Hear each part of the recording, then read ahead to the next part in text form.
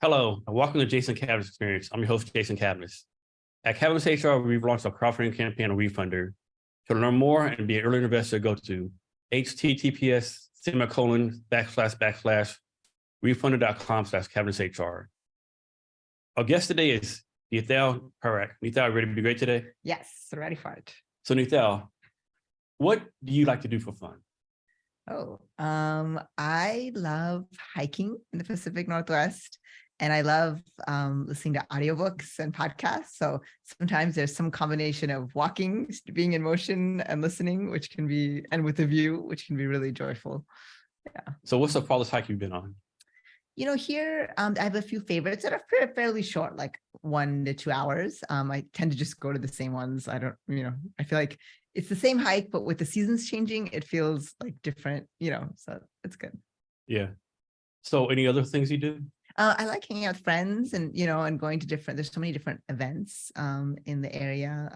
I live in Tacoma, so there's lots of cool events on the weekends and stuff. So fun to meet up with friends and check some of that stuff out. So that's kind of a really sad area where you have an entrepreneur that lives in Tacoma, right? So everything's in Seattle, right? Is that you just live there because it's cheaper down there, or just why Tacoma versus Seattle? I don't know. I feel like Tacoma called me to it. Like I actually took the bar exam in Tacoma years ago, and it I grew up a little bit in Eastern Washington, so in Pullman outside of Spokane. And I'd visited Seattle, but when I spent some time in Tacoma, it was just a very special feeling. And then when I was looking to spend some more time in the Pacific Northwest, Tacoma has such a unique profile. Like there's universities, there's the port, there's an art scene. And since I've been here, there's also, I feel like a lot of entrepreneurship happening, and I always say it's like a renaissance happening in Tacoma with entrepreneurship. You've been a good point. Like, I don't think people realize how many universities and colleges are down in Tacoma. Like they're like 4 or 5, right? There's all the talent down there. And unfortunately, most of them have to go to Seattle for jobs, I think. Yeah. And I guess now with the ecosystem growing there, hopefully people are, creating companies, making jobs, and then also can remote work. So maybe can be in Tacoma and work in different places. Yes. And how often do you go back home to India? So my family's from India, from Bombay, from Mumbai, and both my parents were born and brought up there. Growing up, it was really important for my mom that we had a connection to India, and my dad too. So we went every few years growing up, and so a lot of cousins and family I feel close to now. It's been a while. I mean, add COVID to all of that, so it's been probably since before COVID. So I'm hoping to make it out there in the next year or so. So your parents moved here from India? Yes. And do you know the reason why they moved? It's like I guess job, or my dad came for his undergraduate education. He was in Detroit and then in Oklahoma, then did his graduate school and his MBA in Oklahoma, then went back to India, married my mom, and then she came. And so, they have an incredible migration story. And then my dad's a civil engineer. So we moved a lot growing up, because with a civil engineer, you go to the job, you build the project, and then you go to the next job. So moved like maybe 20 times before I was 20. You sound like me being in the military. Yes. I relate a lot to people. Like people don't realize how much movement sucks. Like in the Army, even though they do everything for you to a point, right? You still got to pack stuff up, wrap stuff. Especially doing like every year. It sucks. Yeah. Especially your kids, like changing friends and stuff, Yeah. That was it. Really, I think it's shaped a lot of my personality. I wonder for you too, if it's shaped a lot of. Yeah. Because I feel like there's this strengths finder test, which is really cool, called Clifton Strengths Finder. You get your top 5 strengths, and mine top 1 was adaptability. And I think it's almost a survival skill. I think it's because we had to be, right? You too. You had to go to a new place, and you don't know anyone, and you don't know what the culture is like. You have to kind of jump in. And sometimes like I feel good because my kids move around, like their adaptability, they make friends, whatever. Then I feel bad, man, they like had to make new friends all the time, and like, yes, I don't know, it's pros and cons to it, I guess, Yeah, well, I wonder, in the civil engineering community, a lot of the times the teams move together, so we would know my dad's colleagues and their kids. In military, maybe it's similar. No, not at all. Going on, Okay. It might be like in Fort Lewis today, and 6 months from now you'd be in Germany, right? So you won't know any of your people, like they won't be coming. You might know them because different things, Yeah. but yeah, it's not the same. Yeah. That's So do you have a dual citizenship with us in India? no, no. I was born in Oklahoma City. Okay. So, and they have. Can you get a dual citizenship? There's not a dual citizenship with India, but you can get an OCI card, which is kind of like a long-term visa. I probably should do that because but visas are not so difficult to get. You just have to plan it. But yeah, I've had a chance to do some volunteer work and internships in India. So it feels special in a lot of ways. But traveling back and forth is no problem. You just fly wherever you want to. There's no like. Yeah, you just have to get it. You just Okay. have to have visa and a valid passport. Yeah. Okay. So obviously, India is a real large country, many like tribes, dialects, different personalities. But from your own small perspective, what do most Americans get wrong about the country of India? Yeah, I think actually even there are dialects just like there are of English, but in India there are actually more languages. So every state has often its own language. There's two main like kind of sets of languages or origins. There's the like Dravidian based languages and the Aryan based languages. So if you go to South India, like Tamil, Telugu, Malayalam, those are all have a similar base, but it's a different base than if you go to northern or central India, like Gujarati, Hindi, Punjabi. So I think people kind of think, oh, these are all like the same, but they're actually quite different. Like the culture, the source, the kind of source of that base of that language is different as well. There are different cultures, there are different religions, and in many places they coexist pretty peacefully. And then there are things that are not. But I think maybe people don't realize how like vast it is and how many things coexist that are actually quite different from each other, maybe, if that makes sense. It does. So I know like if you go to Thailand or China, the food tastes totally different from the American Thailand. It's the same, like here's like Indian food in the United States, like way different from actual Indian food in India. Yeah, I mean, I can only speak from my experience because my family is from Bombay, Mumbai, but from an area called Gujarat. So we grew up having like Gujarati food, but a lot of the food that's in restaurants is often like Punjabi food or South Indian food. And that is, I find delicious, but it's not our regular day-to-day food was more like, regular kind of food. There's not as many. There are some Gujarati restaurants that have the food that we grew up with, but it's more like the everyday food. So I feel like a lot of places when you go, I don't know if in Thailand people are having pad Thai for dinner every night. Maybe it's a special food, like that you have once in a while. So a lot of the restaurant food, I think, is a special food that you might have, Indian food is like really spicy, right? It can be. I mean, yeah, it can be. And, I think that the spice palette is a unique one that often base level people might find a little spicy. Yeah, I went to visit Thailand one time, my family, because my wife has a cousin that lives there. And, I got one spice right. And that could might have been fucking 25 cents. I was like, oh my God, like my mouth just on fire. And of course, all the Thai brothers just laughing at me and stuff, Yeah. No, it's but it's a cool experience. I think I think whenever we travel to another place, we get to see ourselves in another way. And I think it can be, enriching in that. Do you have any go-to Indian restaurants here in the area? I don't. I feel like I need to go to more Indian restaurants here. There's I think it's Gateway to India in Tacoma, which is good. And I haven't tried a lot of the other ones. So yeah. Do you cook Indian food yourself? I think I assemble Indian food. Like I eat a simplest version. I know what you're talking about. Yeah. Like kind of, my mom would love cooking, and there would be certain dishes that she'd like soak things for days before, and just really like enjoy that part of it. I think I enjoy dabbling, but I don't know if I do it as as properly. It's fun. So next, talk about this hashtag that you have everywhere. Hashtag go and do. Where that come from? What's that about? Yeah, that's the hashtag. I love that. Even when I write it, I feel something happens when I even just type it in. But it actually came from a T-shirt a long time ago. There was a T-shirt and it had, I remember it had go and do, and it had a bicycle. And I think when I saw that, it was at the point when I was starting my business and figuring out next steps. And there was something so freeing. That's the only thing that was on the only text that was on that T-shirt. That was so freeing about like, sometimes you just need to go and do the thing. Like you can talk about it, you can plan it, but ultimately you just have to do it. And I think it's sometimes when I see others doing it, I kind of tag that because it's a reminder that they had the courage to go and do the thing. And even for the events and the people that I engage with Innov8social and Impactathons, I feel like I'm always encouraging them to go and do. And I kind of have the full tagline is like, in all good things, go and do. But I feel like, yeah. And it's kind of like, that's yours, be great.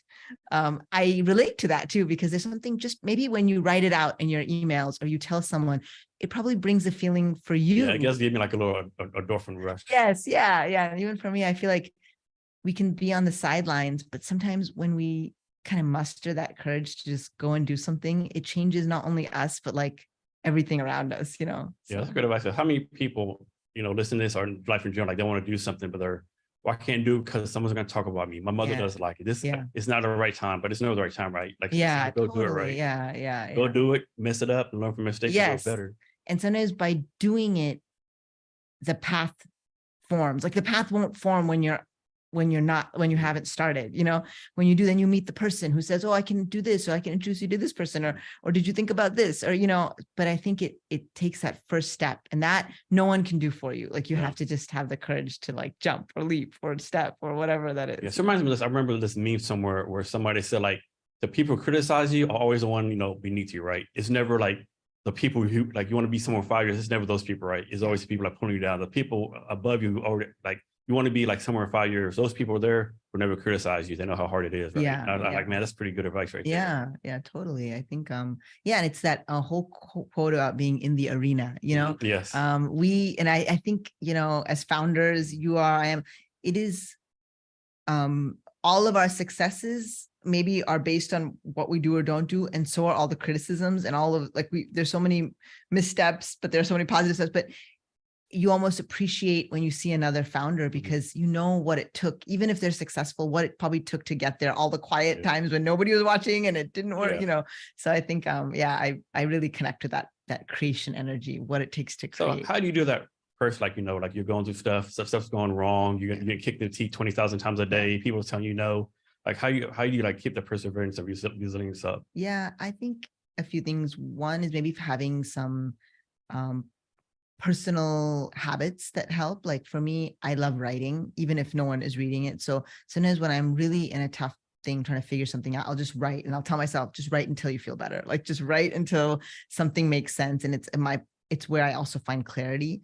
Another thing is having a network and trusted people. My sister's and also an entrepreneur, and I have other friends in that space. So it's great sometimes when something is cycling in your own head over and over again, that you can kind of pause and talk to someone else who maybe carries their own, business or their own startup kind of idea.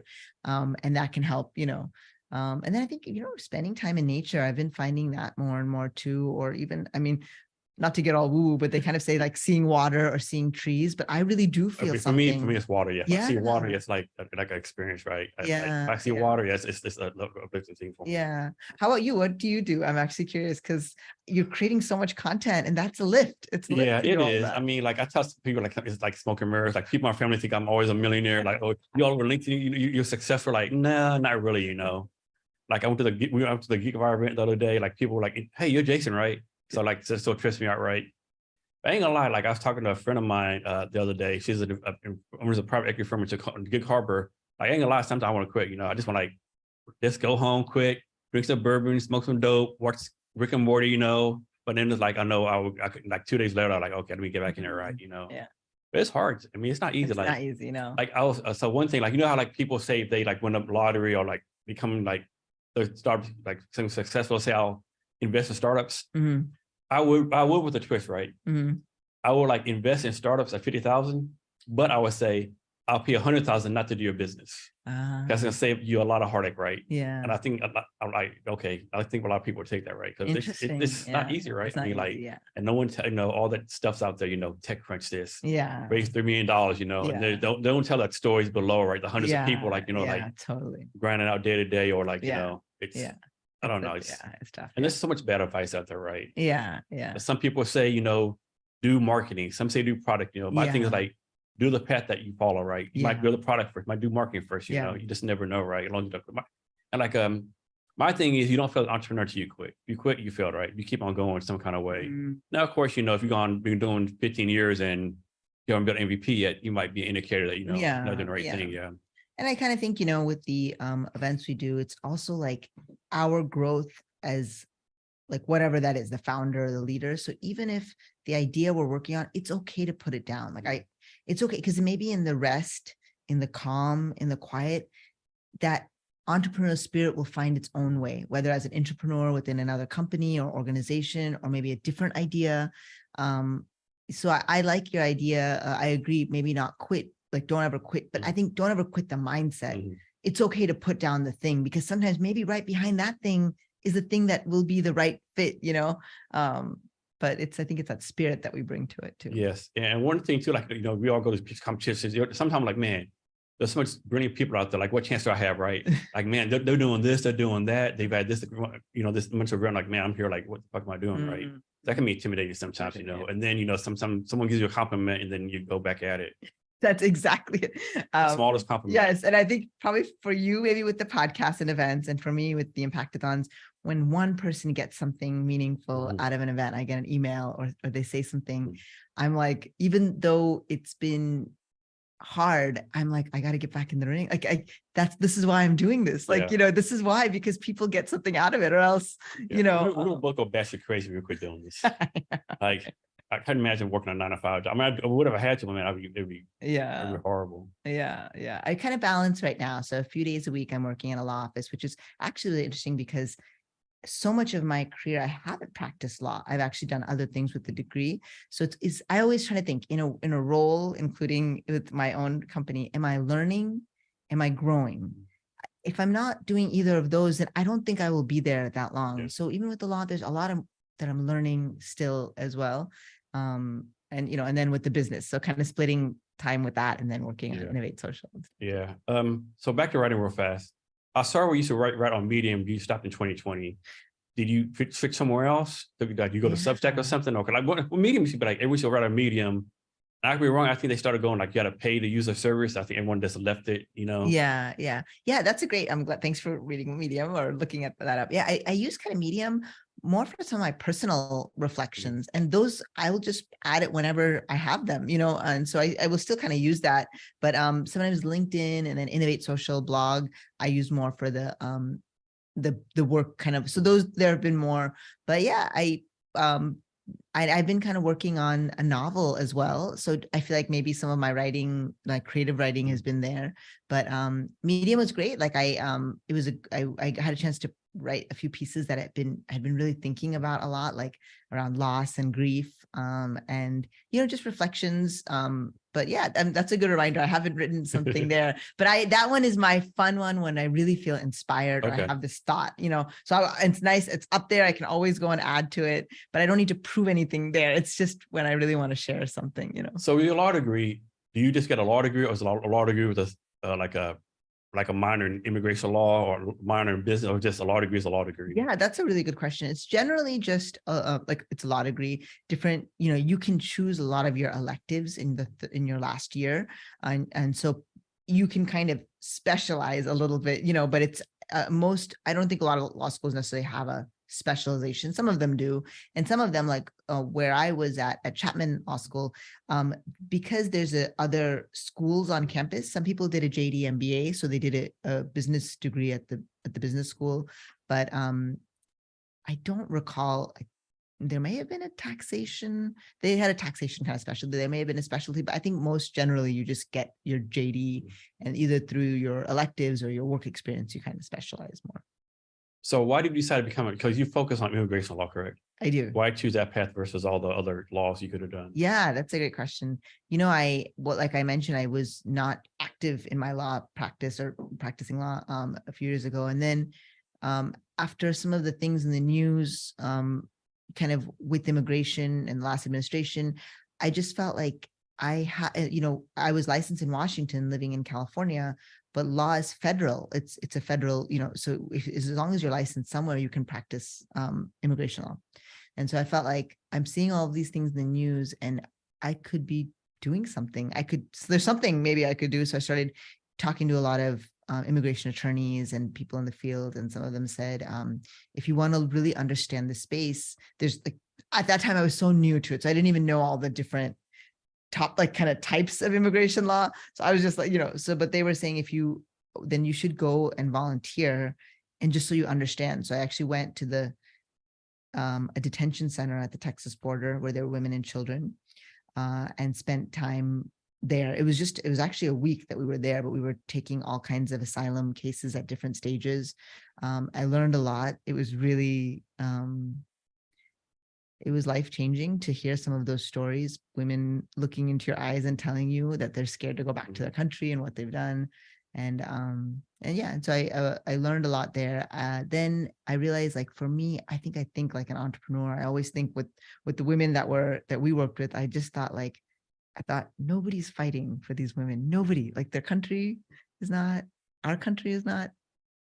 And I kind of thought, for me, like, I left that thinking, I wish we could build like a coding school at the border, like, let people fight for these women, like, say, we want your skills, we want, and so I realized, like, I think I kind of came back a little bit like glazed over, because it was just, to hear those stories was just really, it was just really tough, And so I thought, if I continue in immigration law, I think I would want to support asylum and humanitarian work, but maybe not have it be my full-time role.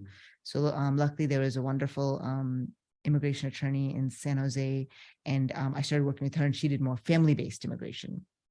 So people coming in, naturalizing, and bringing family members over. And so I kind of learned more at that firm and did some more work there. Yeah, I know with this immigration challenge we have, like, people, this has been going on for like forever, right? I think 1910, actually, we had the Chinese laws. For a while, we wanted Irish people, and then Italian people come in. Like, every generation is a new, like, anti-immigration law against some set of people, right? And my thing is, right, of course, bad people come over, right?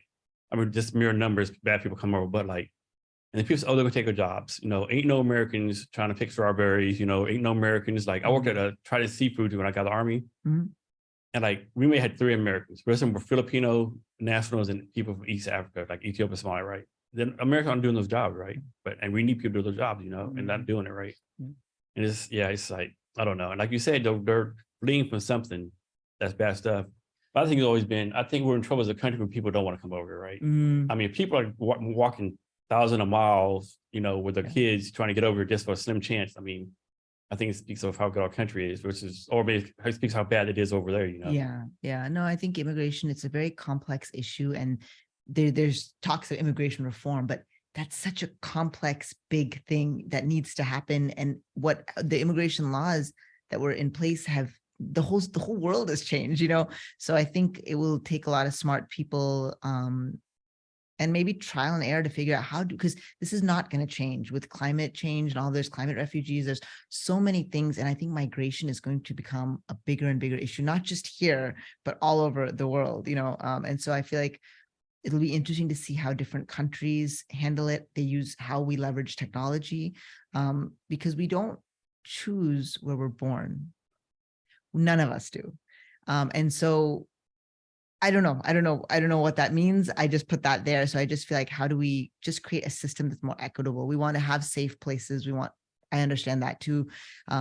But this idea of migration, and one day it could be us, something could happen here. We could be trying to leave the US, and maybe we will say, why isn't it easier to go somewhere else? We have to leave because of XYZ natural disaster or something. So I think, Jen, right now, this is a good moment that we have to just say, like, maybe we need smart people of multidisciplinary, not just in immigration, outside of immigration, maybe in technology, to kind of say, let's all put our heads together and say, how do we create a better system for immigration? Yeah, and it's not the US, like, you hear stories all the time, like boats filled with boats supposed to only have 20 people, have hundreds of people going for, like, North Africa to Italy, capsizing, killing everyone, my wife watches this show, which of course makes me watch it too, called Catch a Smuggler. They try to take drug smugglers. They did a thing where, like, this plane flew from Ethiopia to Brazil, right? And they said statistically 50% of those people who come from Africa, like, try to seek asylum, so, like, doing the passport, that kind of stuff, so it's a worldwide, I won't say worldwide problem, like worldwide challenge for people, right? Like, of course, people say, like us, go invest in Honduras, El Salvador, all those countries, but I don't know. It's like, it's a complex issue with political effects, historical effects, or ramifications. So, but it doesn't, even though it's complex, it doesn't mean that we can't address it. I just think we have to maybe try pilot projects or try different things and see what can work, and that can be, people can be safer, it can be more equitable, it can also satisfy what people in our country want for to build our country out, so, but yeah, it's tough, but it's also we don't realize when you're born in a country that when you're not, it can be a very long journey, and you can spend many years not knowing what your future is. So it's hard to know, how am I going to set up a life, especially if you're here on a work visa. Do I set up a life? Do I buy the house? Do I buy the car? Do I, and is it like 5 years? Is it 10 years? Is it 20? Like, when will I know? And some of these countries, the politics are so corrupt, right? It's like, you got to pay money to do this, money to do that. Everyone gets the thing off the top, right? And it's like a kind of weird, like the political parties have changed too, right? The people probably don't realize this, but like when Ronald Reagan, like one of his last speeches, like real pro immigration, like we need immigrants to come here all the time. And now Republicans like no, hell no, build a wall, get them out here, right? But it's probably like the Republican Party were like Reagan was like really pro immigration, pro American dream. We need these people to keep us fresh, entrepreneurial, right? So now we're like the Republicans are forced like no, what they're doing now, I think so many topics are so politicized. So even if, like, I remember during at the end of COVID, when people were or weren't wearing masks, you could almost just tell if they're wearing a mask or not. You could almost take an idea of where their political party like gonna stand slide. And I think so I feel like sometimes we can oversimplify issues or make them more like feel like we're more separate and not find the commonality, because I think things kind of become very political. And I hope that it's in the middle ground where I think a lot of innovation lies. It's when we can say, whether or not I agree with you, we will listen to each other and let's see what do we have in common and what can we build from or innovate from there, because if we start with what's different, it's very hard, I think, to change someone's mind, like about something major, but I think if we can find the areas, do we agree on, what do we agree on? And then what can we innovate around that could, And I think people don't realize like I don't know the numbers, but the high numbers of entrepreneurs who are immigrants, right? Yes, like it's a very high number, right? Yeah, I mean, like Elon Musk, probably the most famous one right now, came from South Africa. Yeah. The Google founders. I mean, this immigrants and entrepreneurship go together like peanut butter and jelly, right? And people don't realize that. I think it's kind of like what we were saying, the whole go and do or be great. Like it's almost when you're new somewhere. Like when I came, okay, one example is when I was new here, I didn't know what anything was. So if someone's like, from Tacoma, come to Seattle, come to Redmond, come to Everett, I'd be like, I would just get in the car and drive. Cause I mean, I could look it up on a map, but I was new to everything.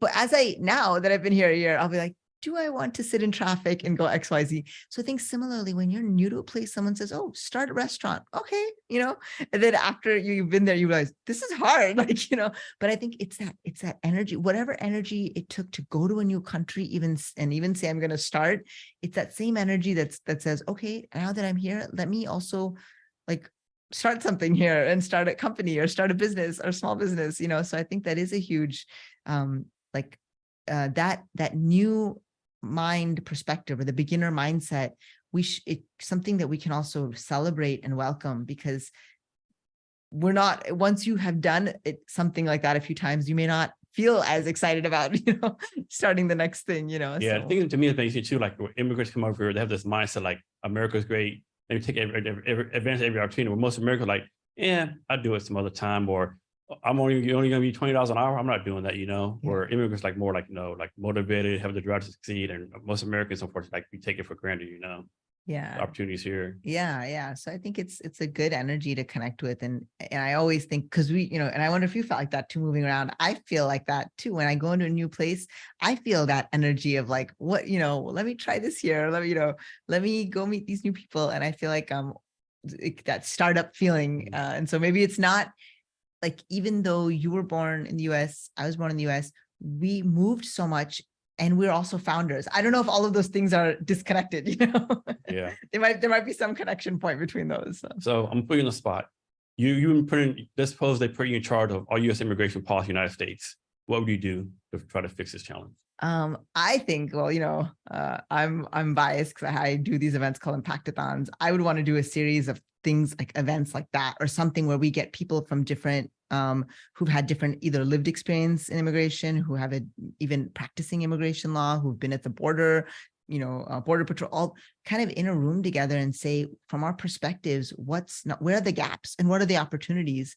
And then kind of let ideas come out of that could become pilot projects, because I think no one perspective right now would, we don't know what we don't know. So I think we need to maybe kind of get folks in a room together that normally wouldn't be in a room together. Like if I practice immigration law, I'm not necessarily running a detention center or working with people at the border at that, in an asylum kind of setting necessarily.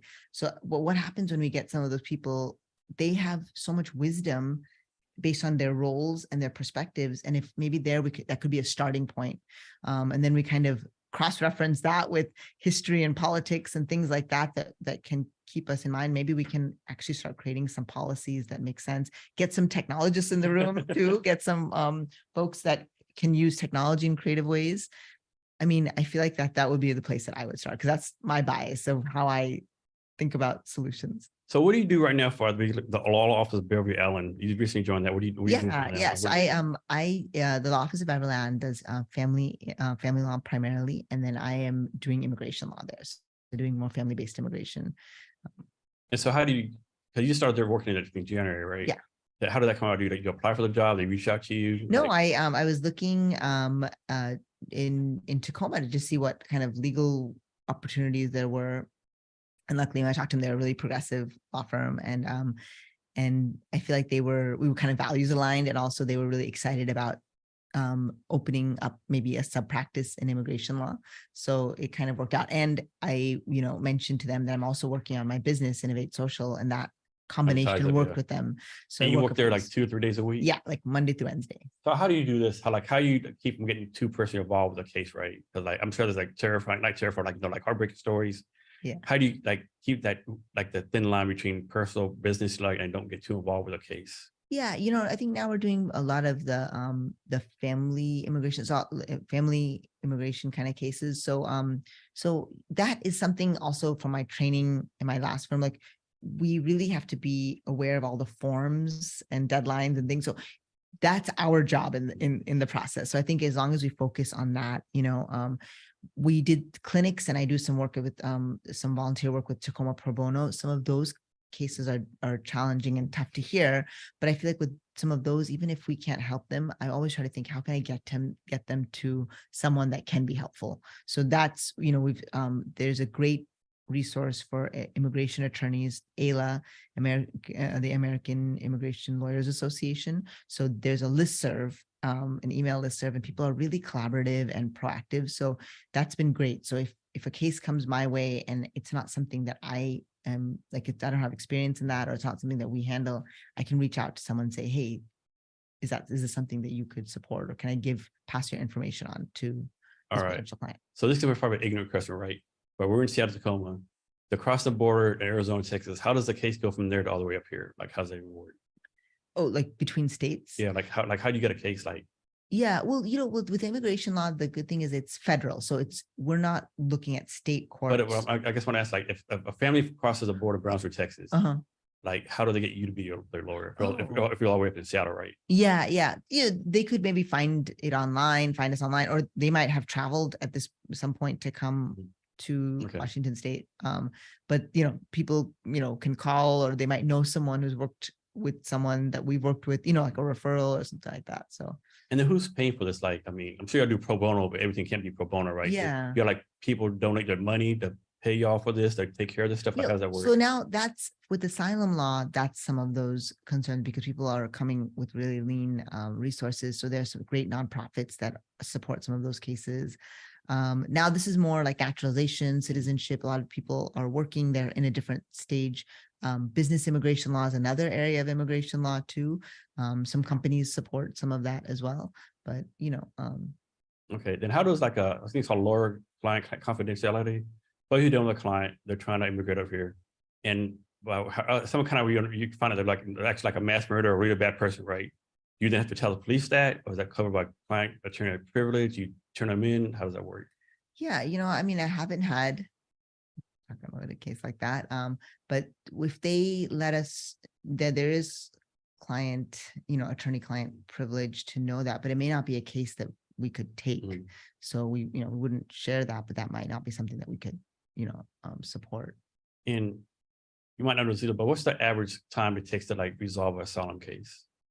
For immigration. Yeah, sure, it depends, right? Yeah, it depends. And right now everything is pretty backed up with Mhm. the USCIS, so things can take a long time.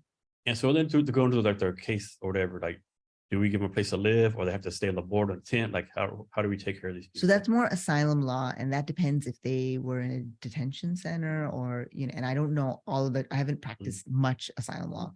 I don't know a lot, but there's a great organization called the Northwest Immigration Rights Project, NERP. They are, their website probably has a lot of great information, and they're doing incredible work on the humanitarian immigration side. So we organized an event that was a meet and greet for some of the immigration law community in Tacoma. And they were on the panel and they were attending, and they're doing incredible work. So a little shout out for their work too. If you are an attorney who wants to learn more about immigration law, it's not something you practice, you can work with NERP and support a case, and they will mentor you and help you.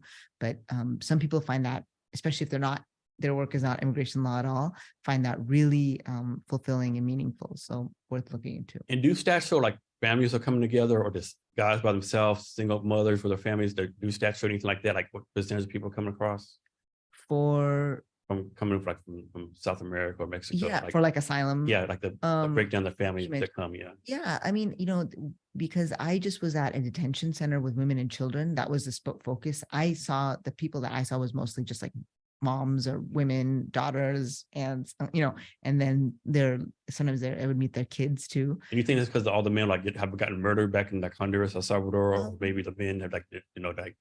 I mean, I disappeared, think so to all of the speak. stories are different. I think if they were, by the time we met them with the volunteer work I did, they had been funneled into a detention center for women and children. So they might have been separated from their brothers, husbands, or for some of the women I met, sometimes they fled after something happened.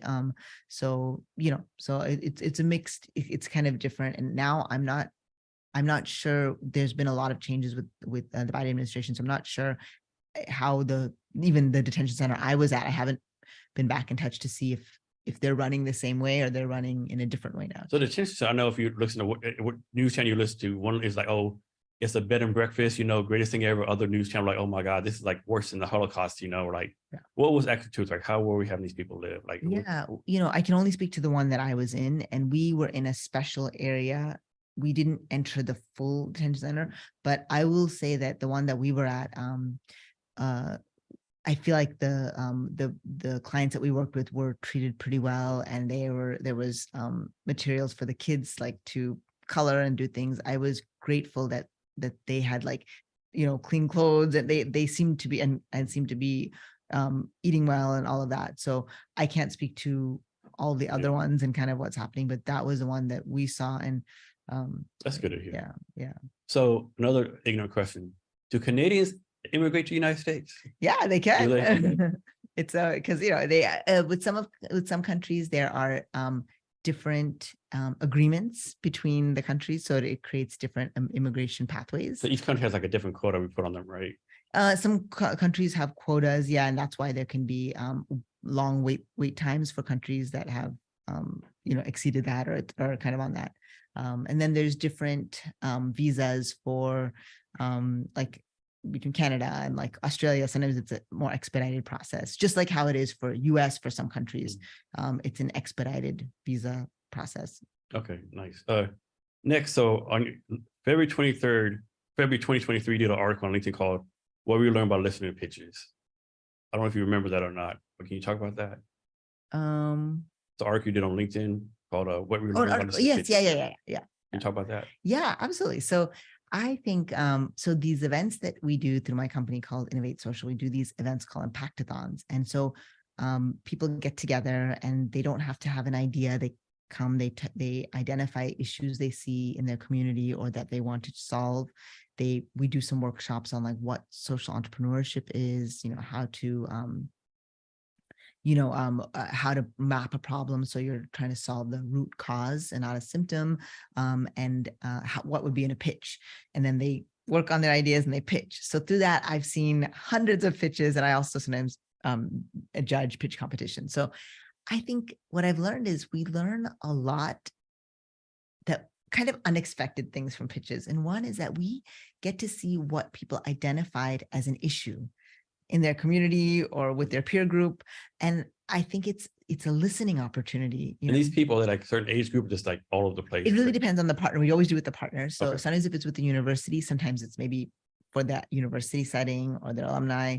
Sometimes it's open to the general public. We did one in Tacoma that was open to the public. Majority of folks were probably from Tacoma, but there were people that drove out.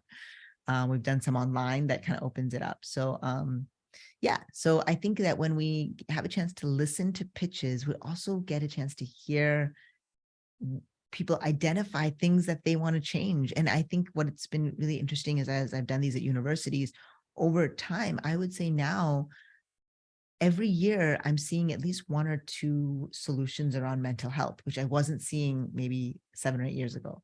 So I think it's a chance for us to say, what are people struggling with? What is not being addressed? And I think that's a good thing. We should listen. And how often do you do these pitches? Well, the Impactathon, Impactathons, it's based on we do it with partners. So we've done 23 of them across the United States. We were going to do our first international one, and then COVID happened. So it will be hopefully it'll be happening in the future. But yeah, like I think it just depends on the flow of when that kind of comes together. But we have our next one happening in November, early November, first week of November in Southern California. Okay. Yeah. And so you have like varied interests, right? Of course, you can't cover them all now, but animal welfare, children, civil rights, economic empowerment, education, environment, human rights, disaster, humanitarian relief, and science technology, right? Do you actually like get involved in those things, or those things just like to get involved with? Like, if you are like involved in all those, how do you do you that? Those are my interests. Maybe they all connect to social impact. Yeah. And what's great is sometimes through the work I do through Innov8social, even if I'm not working on it, I can amplify or connect people who are interested in that. So by listing some of those, it lets people say, hey, like, I'm working on XYZ. Do you know someone who's doing something like that? And if I do, I can, connect them. Or if they have an idea that they're trying to launch in that, I can try to support them in. If you had to pick one to focus on forever, which one would it be? Oh my goodness. Can you see the list of them? Well, I'll just think through. Yeah, I think, I don't know if I could choose one. I think it's really the meta level, the ecosystem building. Like picking your favorite kid. I think really it's the ecosystem building around those. So I would love to be able to support an ecosystem where any of those ideas could find a pathway to be successful and create impact. So if I can spend my time in like connecting, being a super connector, I think you are that person too, that we connect others, or like what you're doing now by you doing this podcast, you literally amplify the voice of others. So I feel like even for me, that's sometimes the place that I feel comfortable, is supporting that interstitial fluid that lets others also shine and grow. Yeah. So speaking of ecosystems, how have you built such a great ecosystem? Or what's some tips you give for people who want to build an ecosystem on their own? Yeah. I think with ecosystem building, a lot of it is kind of putting yourself out as a connector, and also finding, I feel like rather than seeing others in your sphere as being competition, kind of finding that place of collaboration where we amplify each other's work. And if someone's doing the same thing I'm doing and they're successful, for me, I'm like, great, that means it can be done. They're successful. That means other people can succeed in that. So I think that's one thing. I think also trying to identify who are the different players and what they're doing in the ecosystem. So if like when I first started my work, I was really focused on the social entrepreneur, the person with the idea. And as I kind of progressed, I realized you can have amazing social entrepreneurs and they are there, but if we don't have the ecosystem to support them, they might get to a stage where they either need funding to grow, or they need to literally shut down. And I've seen that where people have had to shut down great ideas. So I think that's when I realized that's not a social entrepreneur problem. That's an ecosystem opportunity, where we need to build better ecosystems. So. So from your point of view, what makes a good ecosystem versus a bad ecosystem? Yeah, like I love looking into nature, kind of seeing as a guide. So I love when some of the hikes I go, they have a canopy, they have that top layer of foliage that protects that lets the saplings and the smallest seeds grow with some protection from the elements. They have, different kinds of plants that are growing different ways, some that are growing up, some that are kind of hanging down. They have different stages. Some plants are dying and some are starting, and they can actually get the nutrients from all of those. Some are ending, some are beginning. And similarly, I think in the ecosystem for entrepreneurship, we need that too. The advisors and the folks that have a lot of experience can support and kind of protect the newest ideas that are kind of emerging. We have the funders who can provide fuel and a pathway for some of these ideas that are growing. We have the pollinators, and I think that's where I feel like you and I and me and so many of the other organizations I work with that don't just stay in one place like a tree. They actually are like the bees or the butterflies that actually move from one thing to another and cross-pollinate ideas and connect each other. So I think we kind of need all of those things, to be successful. So like in Seattle, there's some kind of networking event every day, all the stuff in Tacoma, and there's all these Founders Live, Startup Grind, Startup 253, Newton Northwest, you go on and on, right? How do you personally utilize your time the best, to know which one to go to, because obviously you shouldn't go all of them, right? You have to go to business. Like, how do you balance that out? Yeah. And I want to hear your answer to this too, actually, because I'm curious. I think it goes through waves. Sometimes I'm in a point where I realize I need some external motivation. And for me, going to an event, networking, that will get those juices kind of flowing, talking to people.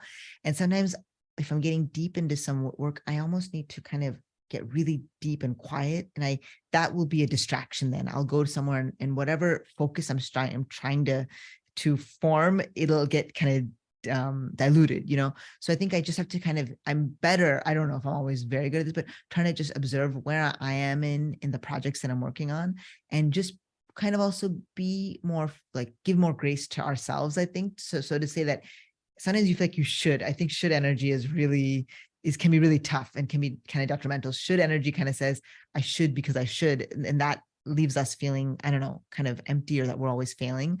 So instead, I kind of think is this the right time to go and connect with others? Or maybe it's better that even if I didn't do anything, but I just needed that quiet time to and this summer has been a good example of that. I feel like we were going to meet earlier this summer, and then I realized I was not quite in that mode. I needed to kind of dive into a few things more deeply.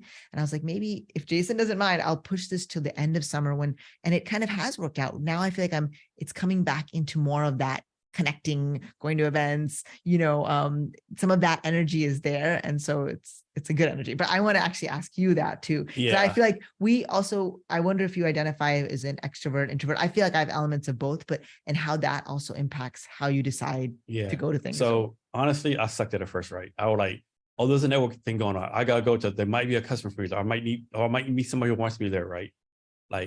It's how to backtrack from that. So me, I'm actually an INFJ, right? So, but I suppose that 1% of us, right? So I'm introvert, right? I said this on the podcast, whenever I do a podcast or even the pitch conference we did, right?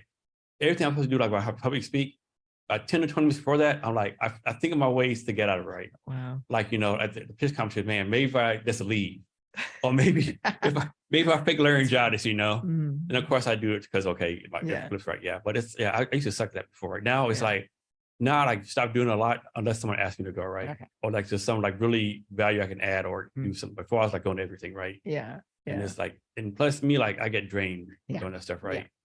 But it's a good mix, right? Yeah, I got it all wrong at first, right? I will say though, so knowing that you're an introvert, and maybe that's why this form, does this feel comfortable when you're talking? You can go. And I will say for anyone that wasn't at hasn't been to one of your events, your production quality is one of the highest I've seen, even at the pitch. So maybe that gives you a focused way to kind of show up at that event. Or maybe because of all my, perceived inaccuracies by having all tech covered up for you. No, but even it's, even in podcasting, when I was podcasting more, the sound quality is like that's the king. Like Yeah, you're always trying to get good sound all the quality. video, none of that even All the matters, video, right? but even for you, even the video is great. Not so I think the production value is the thing that will set you apart. And if that is your way to feel like you have the control, or like maybe that's the excellence that you'll bring to this, that you are bringing to the space, is through production quality. That's really important. And this is not easy. I wish everyone could see all of the gadgets and all the cameras, the light that's here. Yeah, it takes a lot of thoughtful planning to make all that happen. So I think that's a credit to you. Thank you. So next, let's talk about Tacoma Maritime Innovation Incubator. Shout out to Karina. Shout out Karina. So obviously you're not a water-based startup. I'm not. Yes. How did that? I am so grateful that I crossed paths with Karina and Josh and Joshua, because they, and along with Startup 253, Stan, and some other folks, really were my welcome into Tacoma and into the entrepreneurial ecosystem. And I sometimes think, if that first event, I hadn't been met with the warmth of some of these folks, I may not have done some of this here. It may have said, okay, they seem to have their own thing. There's nothing I can contribute here. But since day one, it's been such a welcoming place. And Karina runs the Tacoma Maritime Innovation Incubator.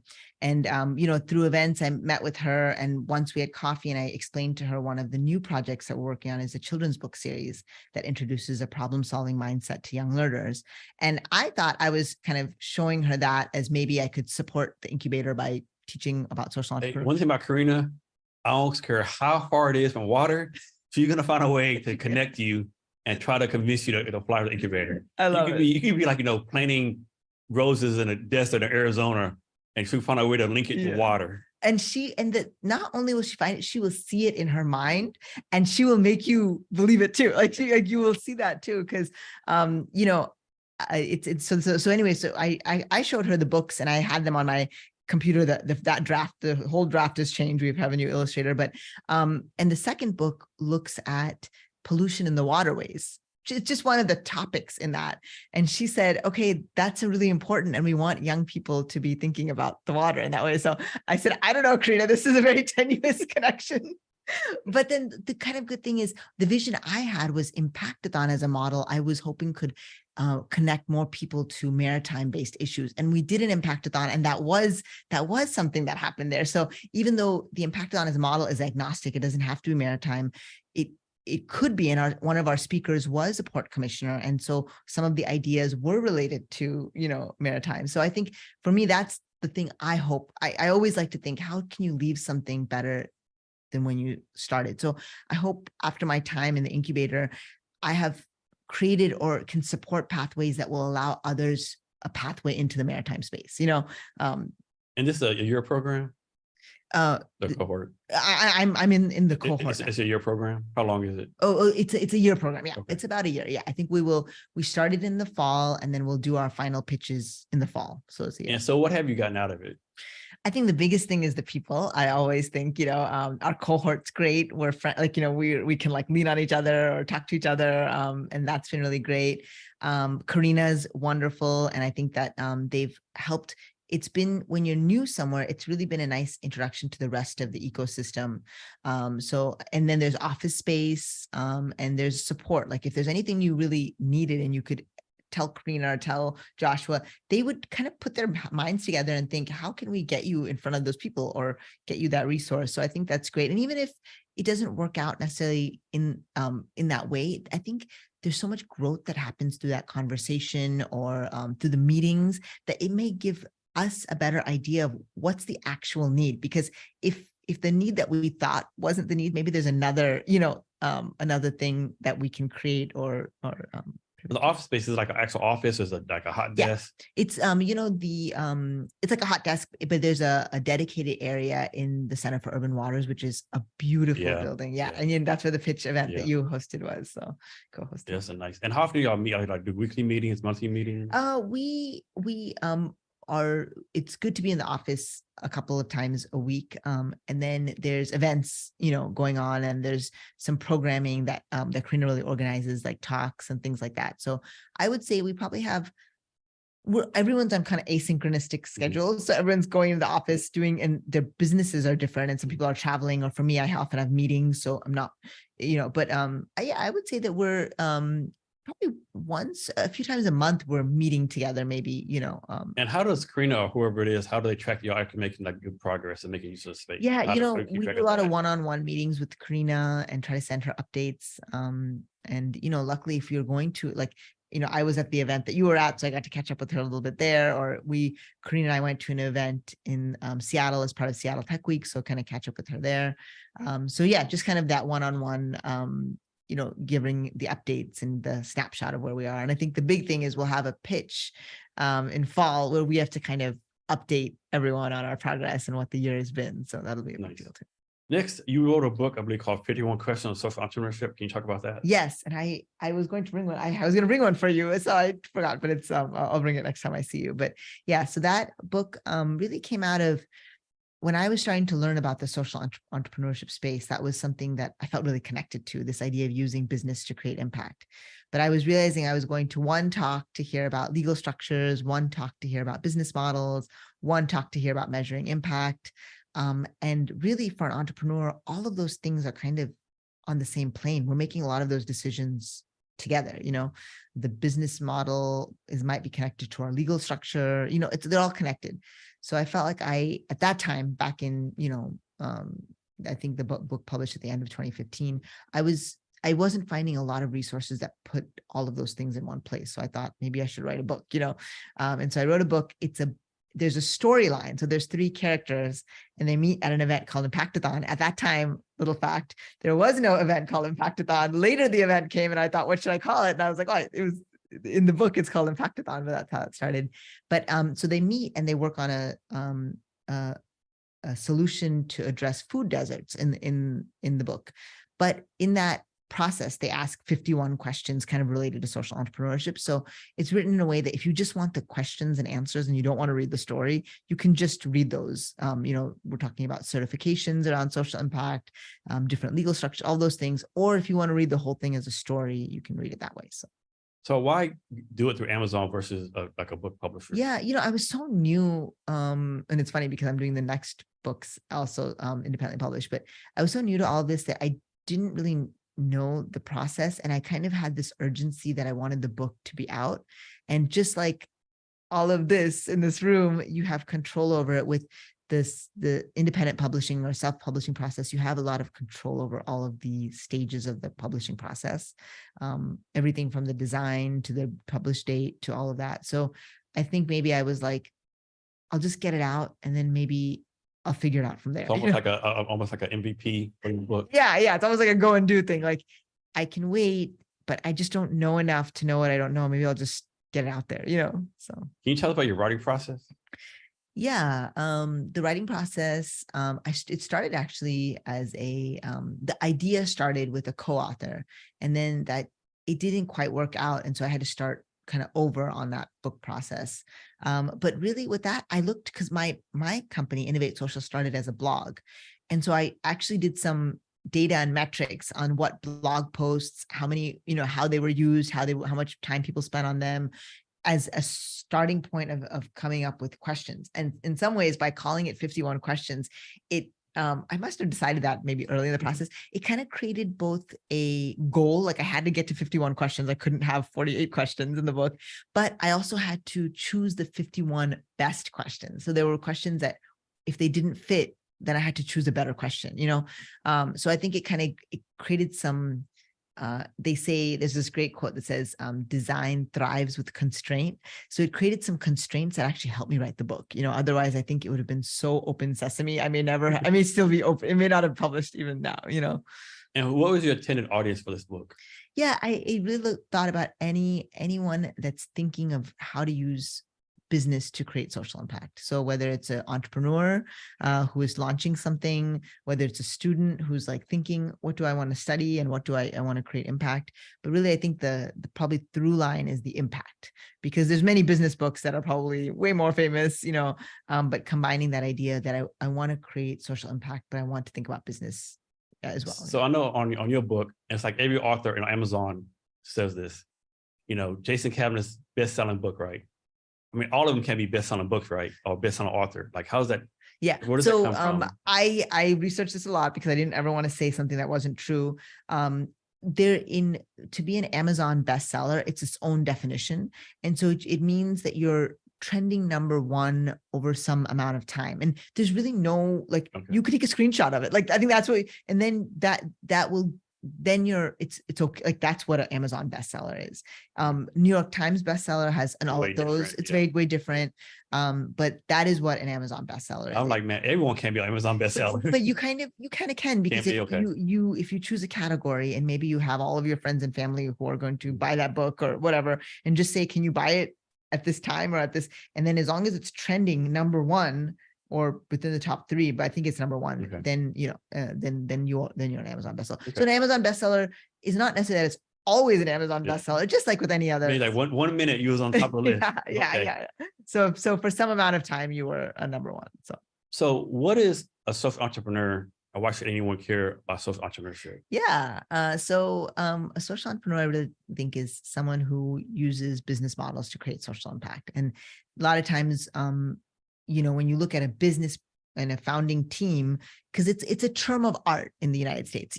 No one is regulating it. It's not like, in some countries, it's actually a term you have to register with the government. So it's actually like this, there's a formalization to it. But in the US, it's a term of art. We use it.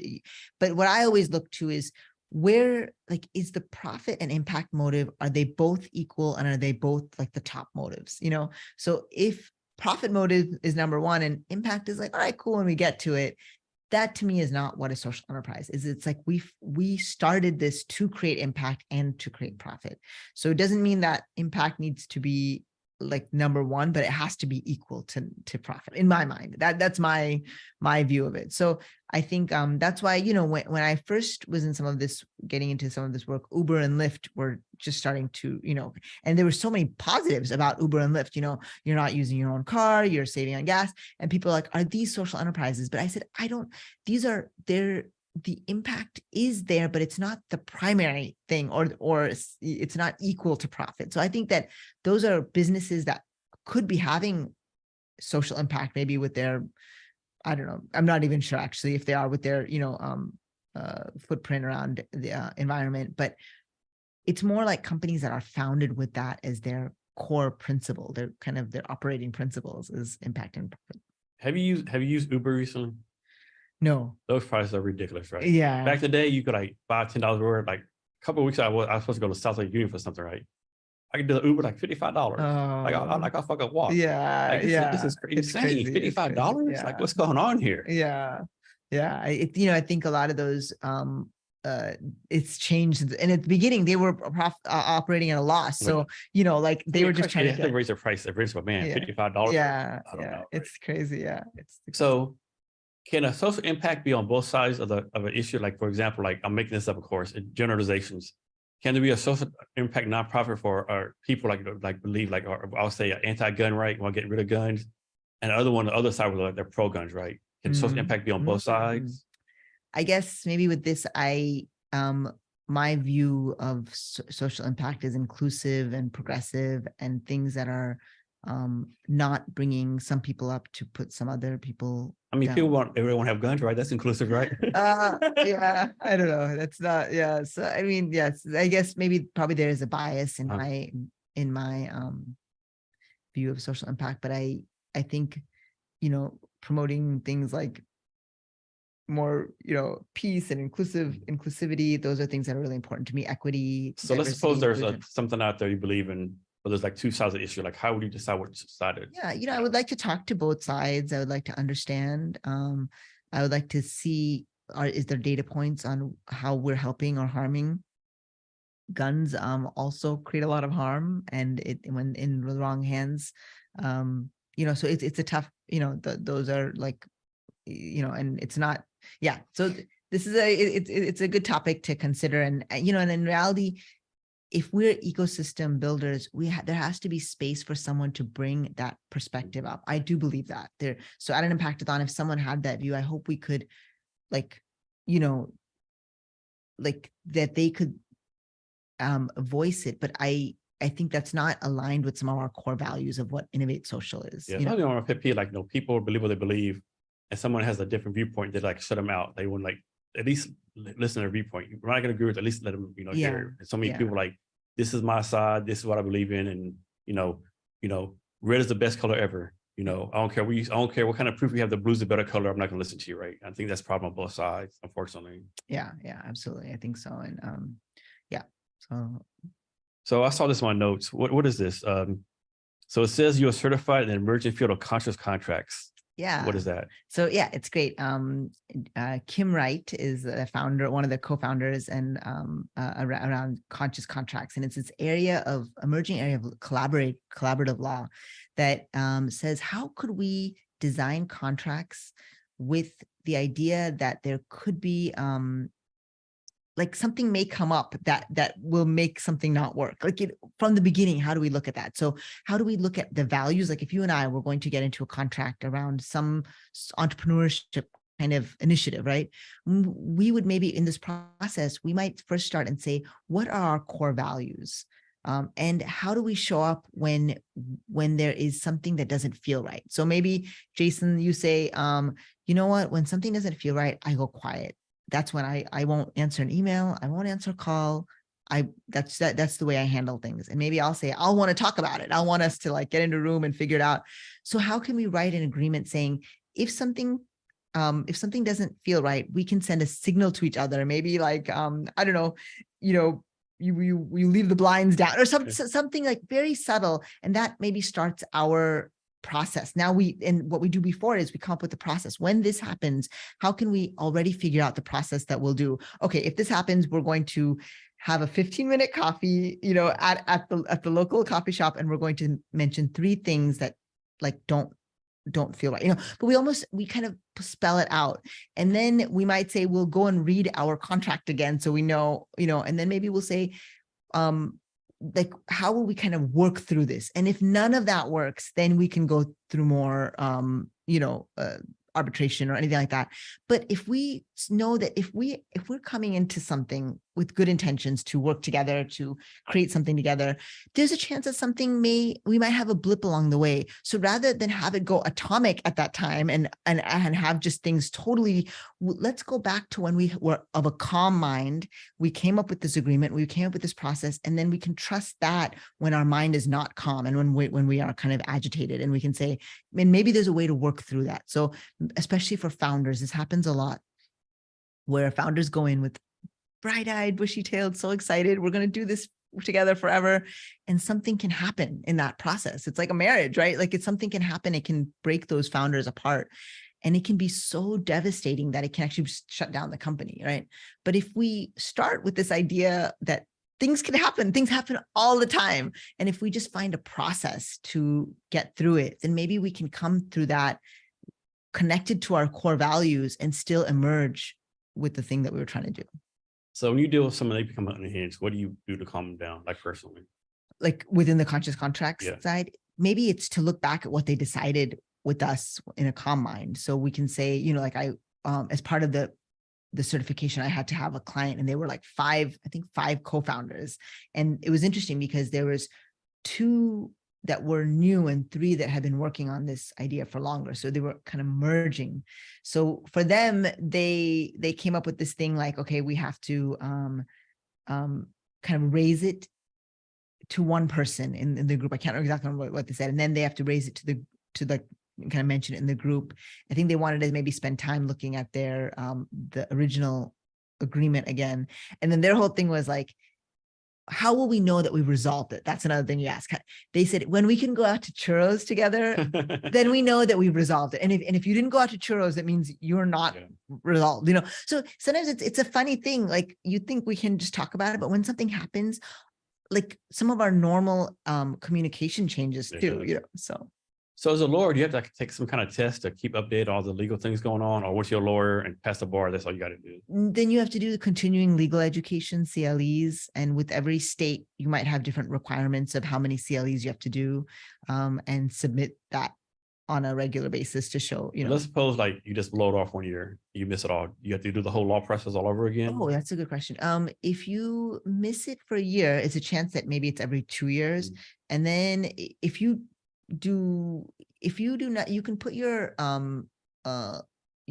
bar status in kind of a hibernation mode. So then you're like, there's so many years it can be in that. And then if you decide to practice again, then you often have to catch up on your CLEs. If you totally do nothing for a certain number of years, I don't know, maybe you have to retake the bar exam. But I think most people, like the state bar will probably be in touch with you. So what's happening. But let's suppose you're a criminal lawyer in the state of Washington, right? You pass all the bar state of Washington. Can you go to Colorado and be like a guest lawyer somewhere, or you have to pass that bar exam? Oh, that's a good question. If you're you can be co-counseled in, so maybe that's an agreement where there's already an attorney from that other state that's there too, but you're kind of co-counseling. Maybe there's an issue that has some Washington law and some, did you say Colorado? Yeah, Colorado law. If you're corporate counsel, that you can often be just have one state's bar license. You don't necessarily need to have it from the state. That's if you're company counsel, corporate counsel.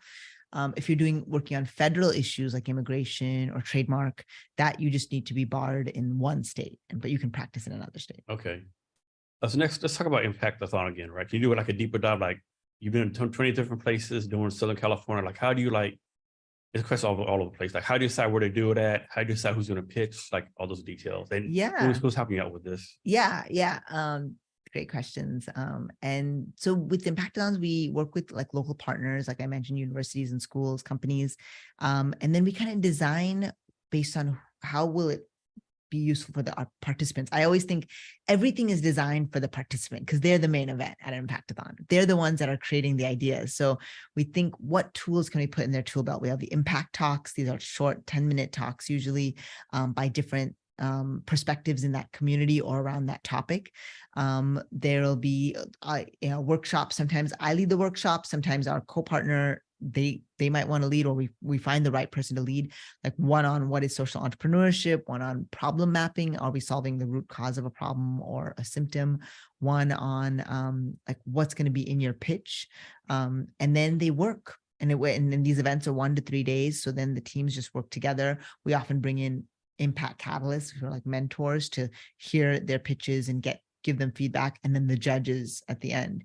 And then what I'm also trying to do, or we're trying to do, is bring in ecosystem partners so that once they finish this Impact-a-thon experience with a pitch, a team, and an idea they want to work on, they can take that to an incubator or take that to another competition, or keep working on that.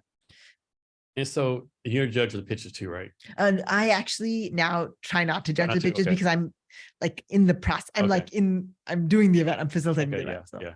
So when you listen to these pitches, and you said 10-minute pitches? They're usually 3 to 4 minute pitches. So how long into the pitch do you click, man, this person has something, or vice versa, man, I don't know about this person's idea, right? Yeah. How long does it take for that? Yeah, that's a great question. I think it can happen.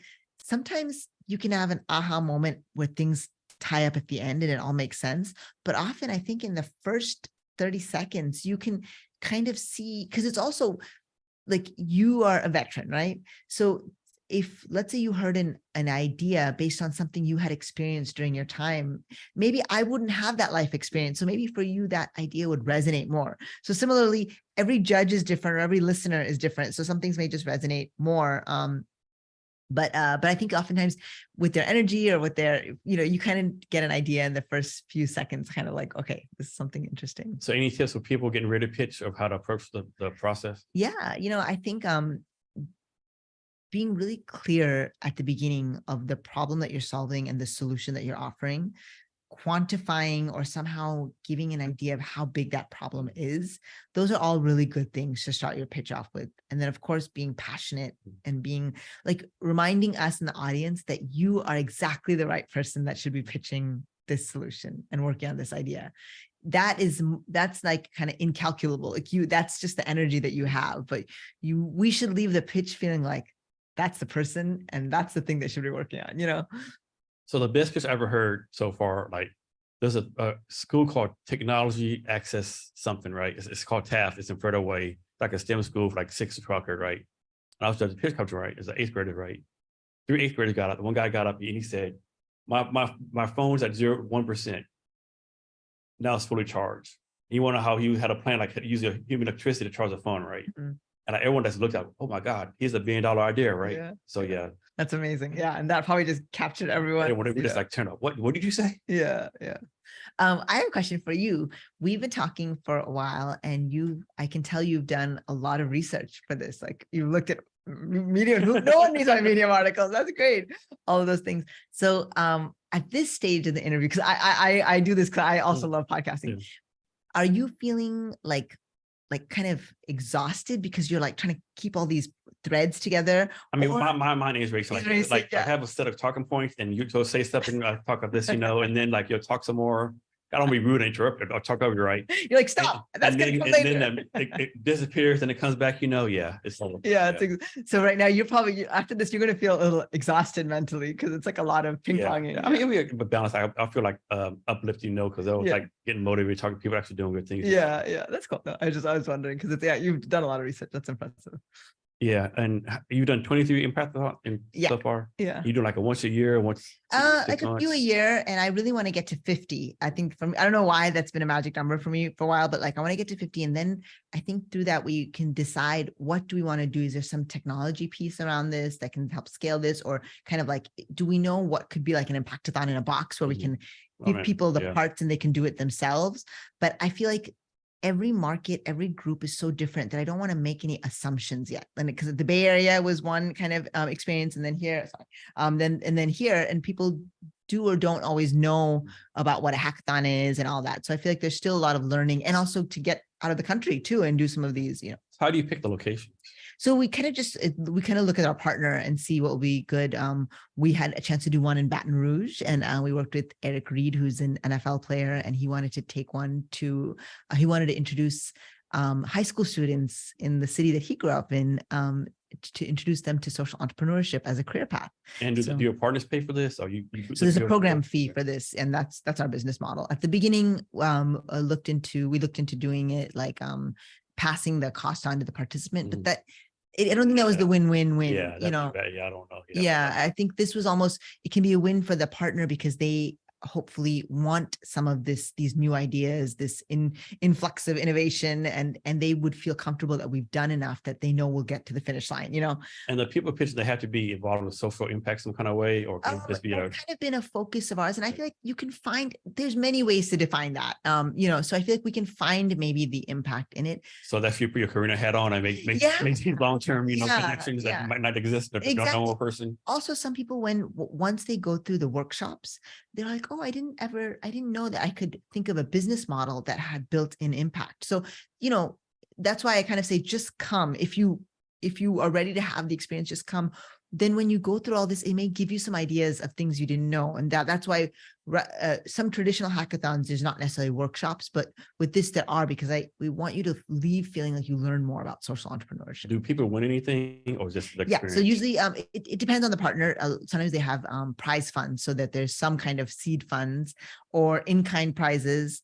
But I think that is a great motivator to have some prizes and recognition. Those are big things. And like, how many companies usually pitch each one? Does it depend, or it depends? Like, I think in Tacoma there were about 50 plus participants, and I feel like we had 8 to 9 pitches.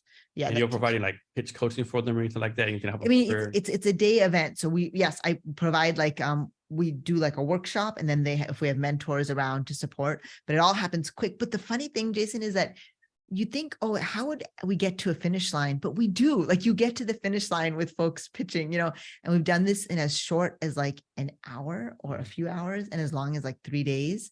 So I think that's a little bit of a good testament to the participants, who once they kind of get what this is, and now maybe through Shark Tank and some of these other shows, people have a better idea of what they're trying to create at the end, Do you find that extroverts or introverts do better pitching?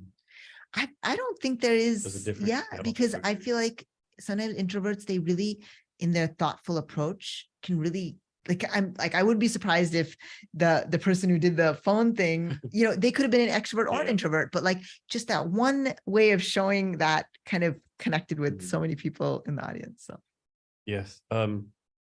So what is this book thing you're doing or I've done before called Pineapple Friends? Yeah. So the Pineapple Friends is like the new initiative, and I'm new to children's books. So been a founder of Innov8social for a while, but I feel brand new in this space.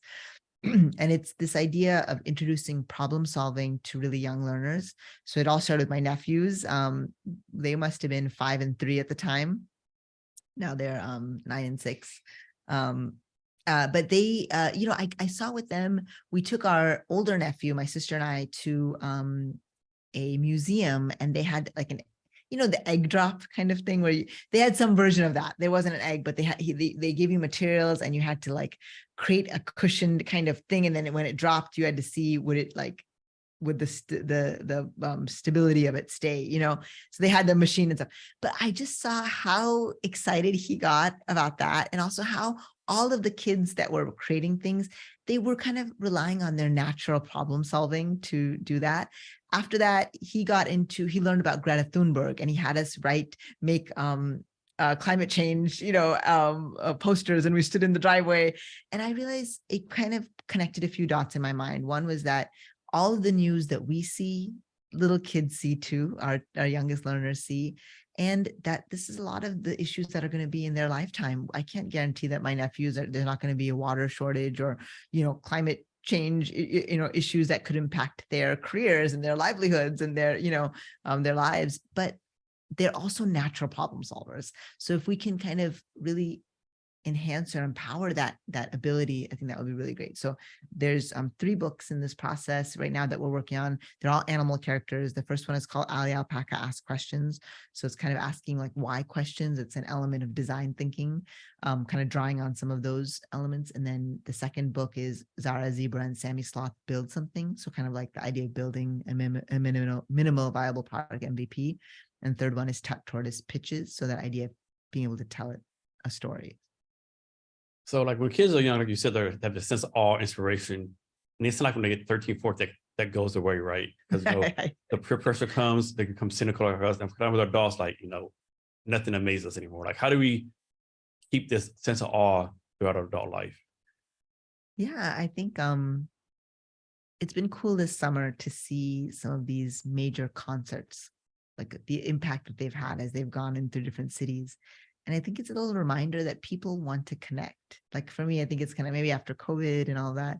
So I think maybe when we're talking about teens and young teens, I think that if we start, first of all, there's so many changes happening at that time of life, lots of changes happening. But we also, maybe it's just like that people want to connect if we start from that positive place. And then maybe if we've just tried different things, like that's why, something like an impactathon or something like an event where people can come together and they can voice their own ideas and come up with their own solutions could give more agency back to, young folks at that time. But I think people do want to connect in meaningful ways. And what's your take on this? You'll have a young boy, 6-year-old boy, right? You went for the mud puddle. Way to go, boy. Great job, right? A girl does it. What are you doing? Go put your pink dress on, play with your Barbie, right? I think that's something we're not doing, right? Yeah. No, so I think that's another thing when we do these events or whenever we bring people together, giving people an equal space at the table, that matters a lot.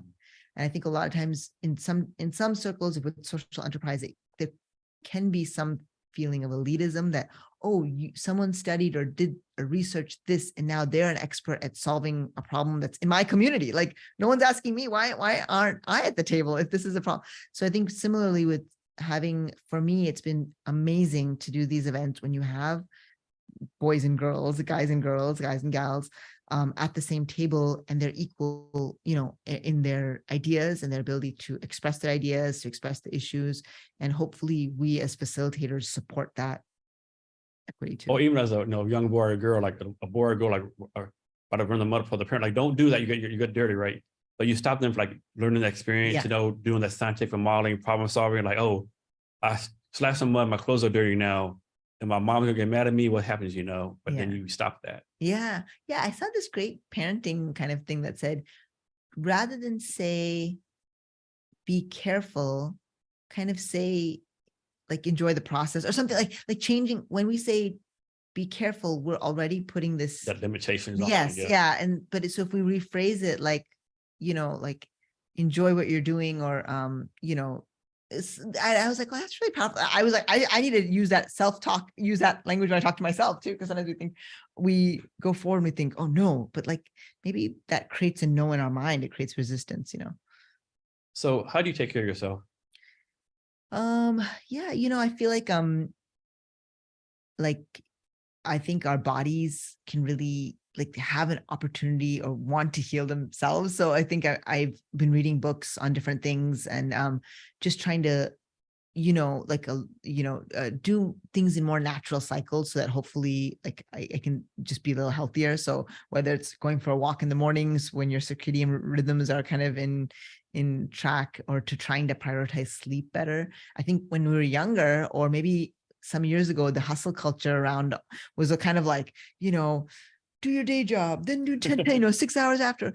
But now we're realizing there's more, data around how important sleep is, and you can't replace it, So I think maybe just trying to sleep better, prioritize sleep, doing other things like that. But I am trying to be better about that. That's a principle for me now. So I'm on TikTok a lot. There's a thing on TikTok now called a hashtag 5 to 9. And it focuses on people telling them what they do from 5 to 9, right? And we're like, getting up, going to the gym, doing meditation, like how we prepare, how they prepare us for the day by, being like focused from 5 to 9. I like that. What have you learned from that? That I suck at it. But no, I mean, I try to work out and stuff, but I'm not consistent. Yeah. At all. Yeah. So back to the pitches. How, like, of all these pitches you've seen before, like, how do you like keep track of them afterwards, right? Do you keep in touch with these people, or they keep in touch with you? How's that work? That's a really good question. That's something that has been a challenge, because sometimes you have a great event, you have an event, people are really excited, they pitched, and then on Monday morning, everyone's scattered, and they're, so we've done different things. Like we have a listserv, and like a Discord channel that's not very active, but a few things like that. One of the things we're working on now, and an idea that's come out of this maybe a little bit, is working on like a platform called the Good Pitch. And the idea of that is to like an on-demand pitch platform. So where you could, if you went to an impactathon or a hackathon, you could come in and schedule time with a judge or someone that is a subject matter expert, or even just is used to hearing pitches. And then you could schedule and have them, you could pitch them, and they could fill out some criteria based on like a form or something. So the hope is that will keep people engaged. So you have one more reason to meet with your team, or to work on one more thing, And then how do you keep the people like people Southern California pitch? Like, how are you gonna make sure those people keep in touch with each other? Yeah. So if there's emails sent out with everyone, that they have contact information for each other. Then we have some of the like the community building tools and things too. And sometimes, like if they're in a university, they often know each other very well outside of that too. And then it can be kind of cool, because if there's another opportunity for them to take their idea forward, like another pitch competition, some of the students in Southern California at SoCo University participated in a global social innovation challenge. So we had a chance to work with them more, and they got to really work closely with their team. So there can be maybe the best way to keep things moving is to keep things moving, when we stop, that's when things. Is there like another social ecosystem out there that you aspire to be like, or like they're like setting the standard for everyone? You want like, I want to get to this level. That's a great question. In some ways, for the hackathon style, Startup Weekend was a great inspiration for me. I love Startup Weekend. I love going to those, and that was great. But for social impact, I think they're all kind of different. But like Ashoka has like a network. There's Echoing Green. They have fellowship programs. Aspen has a lot of leadership programs. Stanford as a university has a lot of entry points for social entrepreneurship. They have their Stanford Social Innovation Review, which is a great a resource as well. There's many, even here with Maritime Blue is building this like ecosystem where there's multiple accelerators and incubators. So I think we can learn from all of those. And I think if we're ecosystem builders, truly, we're really cross-pollinating. Maybe we're never truly creating, actually. We're always just cross-pollinating and expanding, So you talk about some before, but go more deep, like what made you so passionate about doing these things, like being so involved with this process? Yeah, it's so funny. I think that's part of this is my life's work. Like, I may not always be doing it, but I think this is the thing that I have to offer in the world is this work that I'm doing. And I think it comes from some different things. One is moving a lot. And I'm kind of curious. I'm going to tell you, I'm going to ask you this question later, but I think that moving in so many different places and us being the ones that saw it, you being the one maybe that saw these different things, it made me feel like, wow, someone doesn't know that these two things are different in these places, but I do because I saw them, So for me, like going to India, going all over the country, even outside of the country, seeing that what impact and equity was different in places, that was one thing. My dad's been really supportive of all of us being leaders. So it was never like, oh, you can't do this because you're a girl, or not, it was never something like that. And so that's a good question, right? Because I mean, of course, I'm not Indian, but hear the stories like that, like India's like real conservative, father conservative, there's like a role for the woman, like, and obviously you're not doing the standard, female stuff, right? Housewife stuff. Like, how did that work for you? Yeah, I mean, I think it would, like every group and family, it's different, but there's an interesting phenomenon that happened. Some of my friends who similarly were born in the US at the same time as me, we've noticed is that like sometimes our families brought this snapshot of India as they left it. So whatever the the norms, the cultural norms, some of my cousins in India now, or the folks I feel like they're more modern and cooler than me, but we kind of grew up in this snapshot of how we were, we should be or whatever. And some of that can be, I think, as we've grown up, we've kind of hopefully we've found a way to break out of that shell. And it's the same should energy, do it because you want to do it, like whatever it is, do anything with joy. I do anything, but if it's not something, then do something else, so I think, for me, this leadership thing it's been great that my dad has been super supportive of that, yeah. And so with this being your life's work, you see you doing this until like, your 10 toes up, so to speak. Yeah. I mean, I feel like in some form or another, like, but there have been times just like how you mentioned earlier in our conversation, like I've thought I've done what I can with Innov8social. Whoever I've helped, I hope it's good. I'm ready to go on to the next thing. I'm ready to go make this 7-figure salary as a lawyer. Yeah, do something, and then it comes back. The universe brings it back. So I hope those things are not mutually exclusive. That this can be the thing that is also super financially, that can help me invest in other companies and create spaces like that.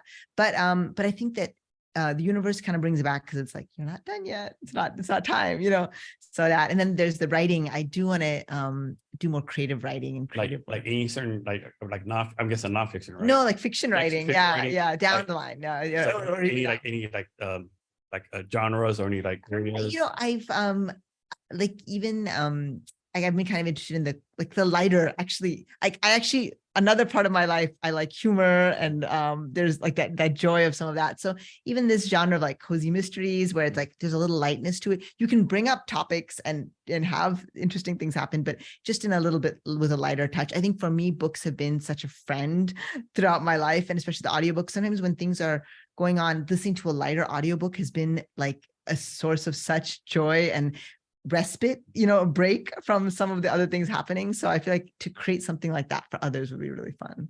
So is Impactathon part of Innov8social, or the two separate entities? Yeah, I think of Innov8social as the umbrella, and under that, Impactathon, the book, the podcast, the children's books are all under the umbrella of Impactathon. Yeah. Innov8social, that's a profit business? Yeah, we're an LLC. LLC, okay. And how did that come about? The LLC? Yeah. It's been a sole proprietorship at different times. It's an LLC, and it made sense to have a little bit of more formality to the structure, and so that all of these things can live under it. And then as the identity of each of these things, the good pitch, Impactathon, the books, as those become more clear, if they need to be other structures, we can make that decision. Yeah. So Innov8social, that's the overarching. Yeah, that's the umbrella. Biggest. I think of that's the umbrella. Okay. Yeah. So from your point of view, how is that successful? Like, how has that become a success? How is it, or how will it? How would it be a success? Like how does it succeed? Oh, how does it succeed? Yeah. Yeah, through all of our content programs and tools, when we're able to create those and when those have traction and they're actually serving and there's a business model around those, I think then the company, that's when the company is successful. Of course, follow-up question, how does it fail? Yeah, I think it fails when we aren't coming up with new products, when no one is using them, when we're ineffectively distributing them. So those are kind of the. And what's the business model like? How do you make money? Yeah, so with each of these, I guess each of the products and tools has its own kind of sub business model. Impactathon has a program fee. There's consulting and coaching that's on a fee basis.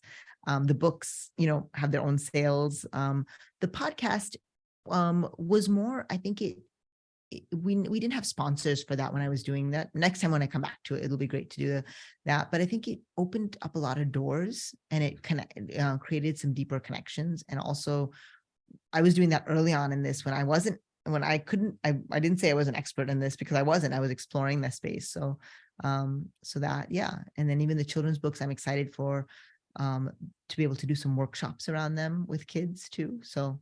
And you have a marketing plan? Like, how do you tell people this stuff? Just word of mouth, social media, like you post organically on your Instagram? Like, how do you get to know about this? Yeah. I mean, at different points, we've had a social media team supporting some of this. And then right now it's maybe doing it a little bit more ad hoc, piece by piece, And so with the Impactathons and Innov8social, you're nationwide. And of course, you're here in Tacoma, but have you found a certain area like response to it better than other areas? Like geographically, I would say, I would say the West Coast, just because I've spent more time here, both in California and Pacific Northwest. I feel like there is a lot of innovation, entrepreneurship happening. We did one in New York City, which was really cool, right on Fifth Ave. That was really awesome. So yeah, I think every place, it's the people, you bring people together, talk about ideas, amazing things happen, And so how you do the logistics? Like, obviously it takes some plan, like fly people, like fly to New York City, Southern California, like you do all the logistics stuff yourself. You have a team helping you. Yeah. We have a team that kind of come together for some of the events and they're amazing. And then a lot of it is we're working with always a partner. So kind of coordinating some of that with the partner and then whatever logistics, now we have some different mapping and flowing after doing some events. So we can kind of start using the checklists and things, And tell me again, how do you find these partners or do they find you? Yeah, both. It kind of happens. Some of our partners, it's been great. They were part of an Impactathon and then they wanted to bring Impactathon to their community. I always love those. Some folks have found the work online and some of it been through kind of a connection. Maybe we've done a workshop together, done something together, and we want to do more together. What's some pros and cons about being an entrepreneur? I think the cons, I'll start with the cons, is it can feel like you're part of the world and you're also separate from it. Like you're observing other people do things and kind of move on in their lives in different ways. And you feel like you're an observer sometimes. And I'm like, I'm not an observer. I'm here too. That can be a tough thing. It can be tough because I think it can become so much of your identity in your life, where, that it's not a 9 to 5 thing where you say, I finished, I'm done. I closed, I left the office. It's 9 to 5, 9 a.m. to 5 a.m. Yeah. I think those are the challenges. Of course, they can create instabilities with our financials and things like that, which means maybe it can hinder our ability to, buy a house, do this, do the things that we want in that way. That can be, but on balance, there's no limit to what you can do, what you can grow, how much wealth you can accumulate. And I think with the positives are like, I love this quote. And I wonder if we both might resonate with it. Like it takes over a decade to become an overnight success. Yeah. I have no doubt that this production value, it's at some point, it's going to be the thing that people will find you and will know, you will be known for it. It might mean that you create hundreds of episodes. Yeah. And then 5 years down the line, 10 years down the line, someone's like, we want Jason. Overnight success. Yes, overnight. All these sponsorships come in. Yes, it will happen. Everyone emails. It's the nature of, yeah. So I think that's the thing, is that it takes time. And that's why I feel like, if as long as we like what we're doing, if we hate it, then we should do something else, but if we like it, then I think things will connect, the dots will connect, at least the work will get. And the nice thing about the things that you're creating is you don't need to wait. Once, like even right now, people may be watching, and if they got one thing out of our conversation that they can put into their lives, like you got to sing the song that was in your heart. Like this is the song in your heart. Like is to create this cool podcast. So I think in that way, that's really special. And I don't know if there's a story. I do want to. I'm going to ask you a couple questions. Okay, but before you do that, people don't realize like Apple not come out for like 8 years, right? People think like Steve Banks, what was his name? Steve Jobs and Wozniak, like start up, build a computer on Monday and like millionaires on Tuesday. Right? It was an 8-year process, right? Like, and it doesn't happen overnight. And a lot of us entrepreneurs forget that, right? Like shit, I've been doing for 6 months and you haven't done nothing, but it's all process, right? And there's things out of our control. So like you're creating the content with the best faith effort. People may not find it. The person that needs to find this episode may not find it for another 6 months. Then they'll contact you, and then that'll be the start of another connection. So I think there's a kismet too. Like there's like you have to put the things out there, but we can't control everything. We can't say I control when it's out and when someone responds to it. You can't do that. You can't you can't like email every single person on your LinkedIn. Hey, John Bob, listen to my podcast, here's a link, that's impossible. But when they have the question and they say, oh my gosh, I have this question and Jason interviewed this person for 2 hours.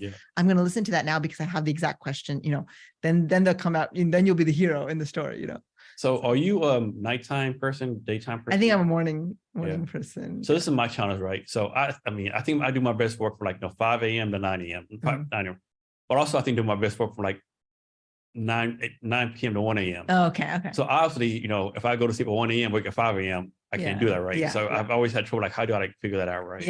How have you figured it out? I haven't. I haven't, What I want to ask you a question about, what is is there something that made you want to start all of this and the HR, the cabinets, now you're doing the WeFunder, like, is there something that kind of reminds you every day that this is why I'm kind of like doing this? Part of it, we like, I like to say entrepreneurs, we feel like take some kind of mental illness test, because we all of us have this kind of mental illness to do this, that's part of, just like, you just have a belief what you're doing, right? I mean, like I want to save small business owners time, money, HR, right? And it always goes after that, right? No matter how off you get the right. And another thing we don't talk about either, like all these, like a lot of us, like you said, it's like shiny objects, right? Have someone else wait 6 months, do that kind of stuff too, but it's always go after that. Is it HR in particular was there some HR experience that kind of made you feel like someone's got to do that better? So I'll tell you a story. So I did HR in the Army, right? So when I was retired, the Army told you to go on LinkedIn, try to find a job, right? So I'm on LinkedIn, connect with people. This guy named Mark Monroe reached out to me. He said, hey, Jason, my name is Mark Monroe. I have a startup called Mindfold. We're going to help college grads and military veterans find jobs by doing skills tests, right? Can we meet you? Tell me how the Army's going to meet you, help you find a job. I'm like, sure, one question. What the fuck's a startup, right? Had no clue, no concept, right? You just laugh or whatever. We met, he gave me like MVP stuff, name market, all that kind of stuff, right? And so light bulb goes off. I'm like, you never talk about HR, or no, well, we don't do HR because it's down the road, right? So I said, hey, let me join your startup. I do HR for you, there's other stuff for you, right? And so we were at the start for 2 years, of course it failed, right? But you see, like none of these startups had HR, right? So maybe I could do a business doing HR for startups. Then of course I went to small business, kind of startups have money. I'm not doing this pro bono, right? And of course I did the business research, for the SBA, there's like 5 million companies, 493 people, most of them are HR because the HR person like me is like 50,000 more pure plus benefits. They can afford that. You have the HR companies like Zenefits, ADP, they're like non-responsive, everything's a template. And then HR consultants, that's how we want to put our business, right? HR consultants, like, of course, there's 3 good ones. To me, the most of them like this. Like, you hire me to be HR consultant. I come and check out your HR stuff. Hey, you need this, this, and this. And now you're paying me $300 an hour, right? And you're like, well, I know I need this stuff. We're gonna make it for you. Oh no, I don't. I consult you, right? So you're gonna pay me $300 an hour to tell you what makes no fucking sense, right? So we're off that, right? Yeah, that's cool. Yeah, that's great. It's cool connection between HR in the Army, and then bringing it out, and also, I kind of think. Do you think some of your Army training gives you a way to make it more efficient? Like, definitely.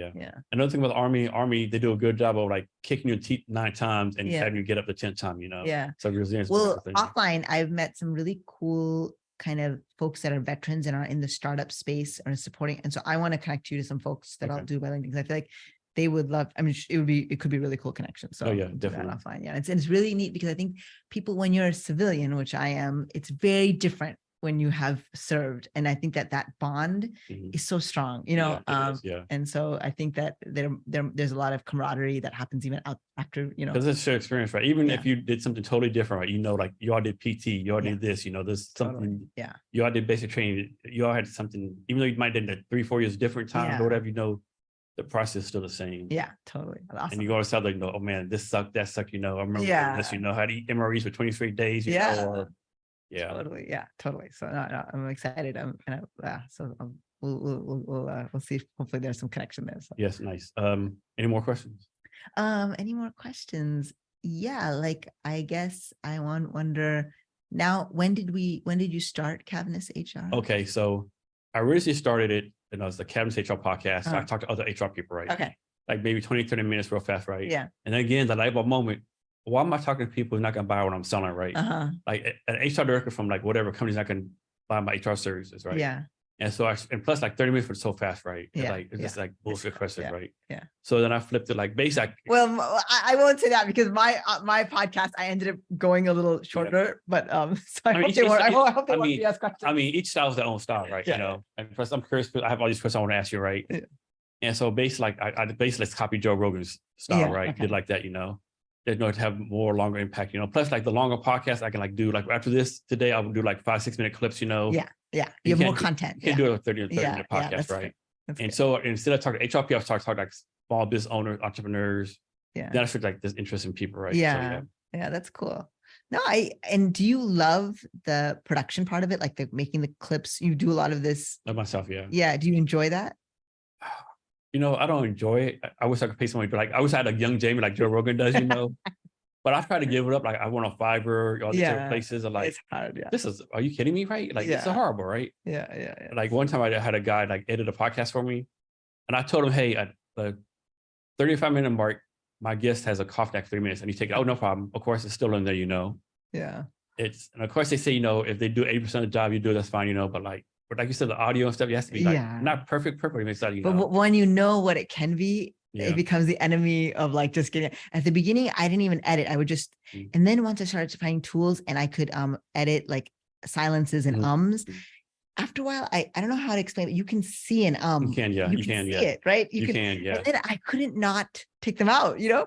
But then it would take like a 30 or 40-minute podcast. You're probably way faster than me. Could take me like 10 hours. I was the same way. Like when I first started, even with a 30-minute podcast, I'll take it every single it was a long process. And then by accident, so I use Adobe Audition. There's a tool in there where like instead like post a chart podcast, you can listen to 1 hour, right? So like double the speed, right? Okay. Different things. But now I don't edit no more unless like oh, you had a coughing attack, you know, or ask you a question like you're like, Jason, that's a, you know, I have a brain lock, give me like 3 minutes, you know, or like suppose one of us had to go to the bathroom, of course I take that stuff out. But yeah, that's good. So maybe that's how you found your efficiency for that too. Yeah. But the one good thing is I think, and I wonder if there's something really fulfilling about sharing content. Like, it is, yeah. And especially when there's something I would always love, like even this conversation, like I will leave feeling like I learned something too, you know? And so like, so I think that's the really, when you're doing other things, that the fulfillment is different. I think that the fulfillment when I was creating more of the podcast was really deep. It was really deep fulfillment. And of course, like I repurpose content. Of course, there's a selfish reason, right? Because like we'll do this podcast. I think the podcast are going to release, I think, sometime in September, right? Okay. And probably 3 months later, I'll release it again, right? So 3 months later, you'll see your name tag. Oh shit. Okay. I forgot about the podcast with Jason. Yeah. What's Jason up to? Let me call him up. Do something, right? Like reconnect you, right? That's cool. So I got the agenda and the hidden agenda. All right, got it. I'm set. Yeah. That's cool. What's your like big vision? It's like if Cavness HR could grow on whatever with the WeFunder support and all that. I want to put ADP trying out for all the companies out of this. I want to be like number one HR company. I want to. Okay, awesome. Okay, cool. Yeah, well, luckily HR is something that a company from a small size to a very large size needs. Is there like a social impact aspect of your work or that you're trying to develop? Oh, man, I have to get back to on that one. Yeah. I mean, besides, we should talk about that. I mean, besides giving people jobs, I mean. Yeah. But maybe we can talk offline because it seems like you're aligned with some of these things and even this content creation. I mean, I want to be like a diverse remote country. You know, like we're a pretty diverse team, you know, so. Yeah. But yeah, no, I think we should chat. We could, because there's some cool business models around that. And it sounds like you're already doing a lot, so Yes, maybe yes. there's something. Sorry. Those are the questions I had. Okay. Thank you for entertaining me and letting Yes, me ask yes, them. yes, my pleasure. So what's your like what's your goal as far as like personally, right? Like you want to be like known as like the Oprah Winfrey of social impact. You like just want to like you want to get your success from learning other people are successful, or like what's your like what Yeah. I guess what do you want your impact to be at the end of the day? Yeah, like one thing we haven't talked about is I lost my mom 17 years ago to uterine cancer when I was in my last year of law school. And you can Google her name, she won't show up anywhere. She's not on, there was before Facebook, she didn't have an iPhone, but she is one of the people that has impacted my life. There's probably not like a moment that she's not somewhere in my energy and in my thoughts. So I kind of realized even the most Oprah-ish of Oprahs in human times in 10, 15, 20 years, we're not going to like it. Those things are so ephemeral. Like they will pass through our fingers like sand, so I feel like I don't know about fame. I mean, fortune in the sense of being able to do more. I am excited about that because then you can create funds, you can invest in others. Fame, I don't know, actually, because in practice, in my life experience, I don't know that matters. But I think when we create, even in the moment that we're in, if we can create a positive experience or send good energy, and that person that received it can accept it and then maybe pass it on, I think that's all that we really even have. So if the things that I create moments where people feel like something is possible, their ideas are possible, making a change is possible, that what they do matters, like even if it's for a moment, I think that's all. I don't know if that, I don't know if that's a really, but that's all, because nothing else, like it's not going to like last, I mean, you think about it, unless you're like a Roman emperor or like Teddy Roosevelt, no one remembers you. Like who can name the U.S. senator from the state of Kentucky in 1820? Yeah, No one can. Yeah. I think someone said like, if you die, by the time your great grandkids are there, you're forgotten about, right? As Yeah. 2 or 3 generations down, Yeah. you're forgotten about. Who wants to be remembered? I am not interested. In fact, in this day and age, we know the words fame and fortune when we were growing up were like always together. Mhm. I think anyone would want to have fortune without fame now, Yeah. because that means you have all of these things on your feed, all these people that are taking you down, Everybody trolling you. trolling you. Yeah, it's, I think social media has changed that. I think when people get their 50 minutes of fame, they were like, oh shit, maybe I don't want this 50 minutes of fame. Like, I'll take the fortune. I don't want the fame. Just let someone else have that.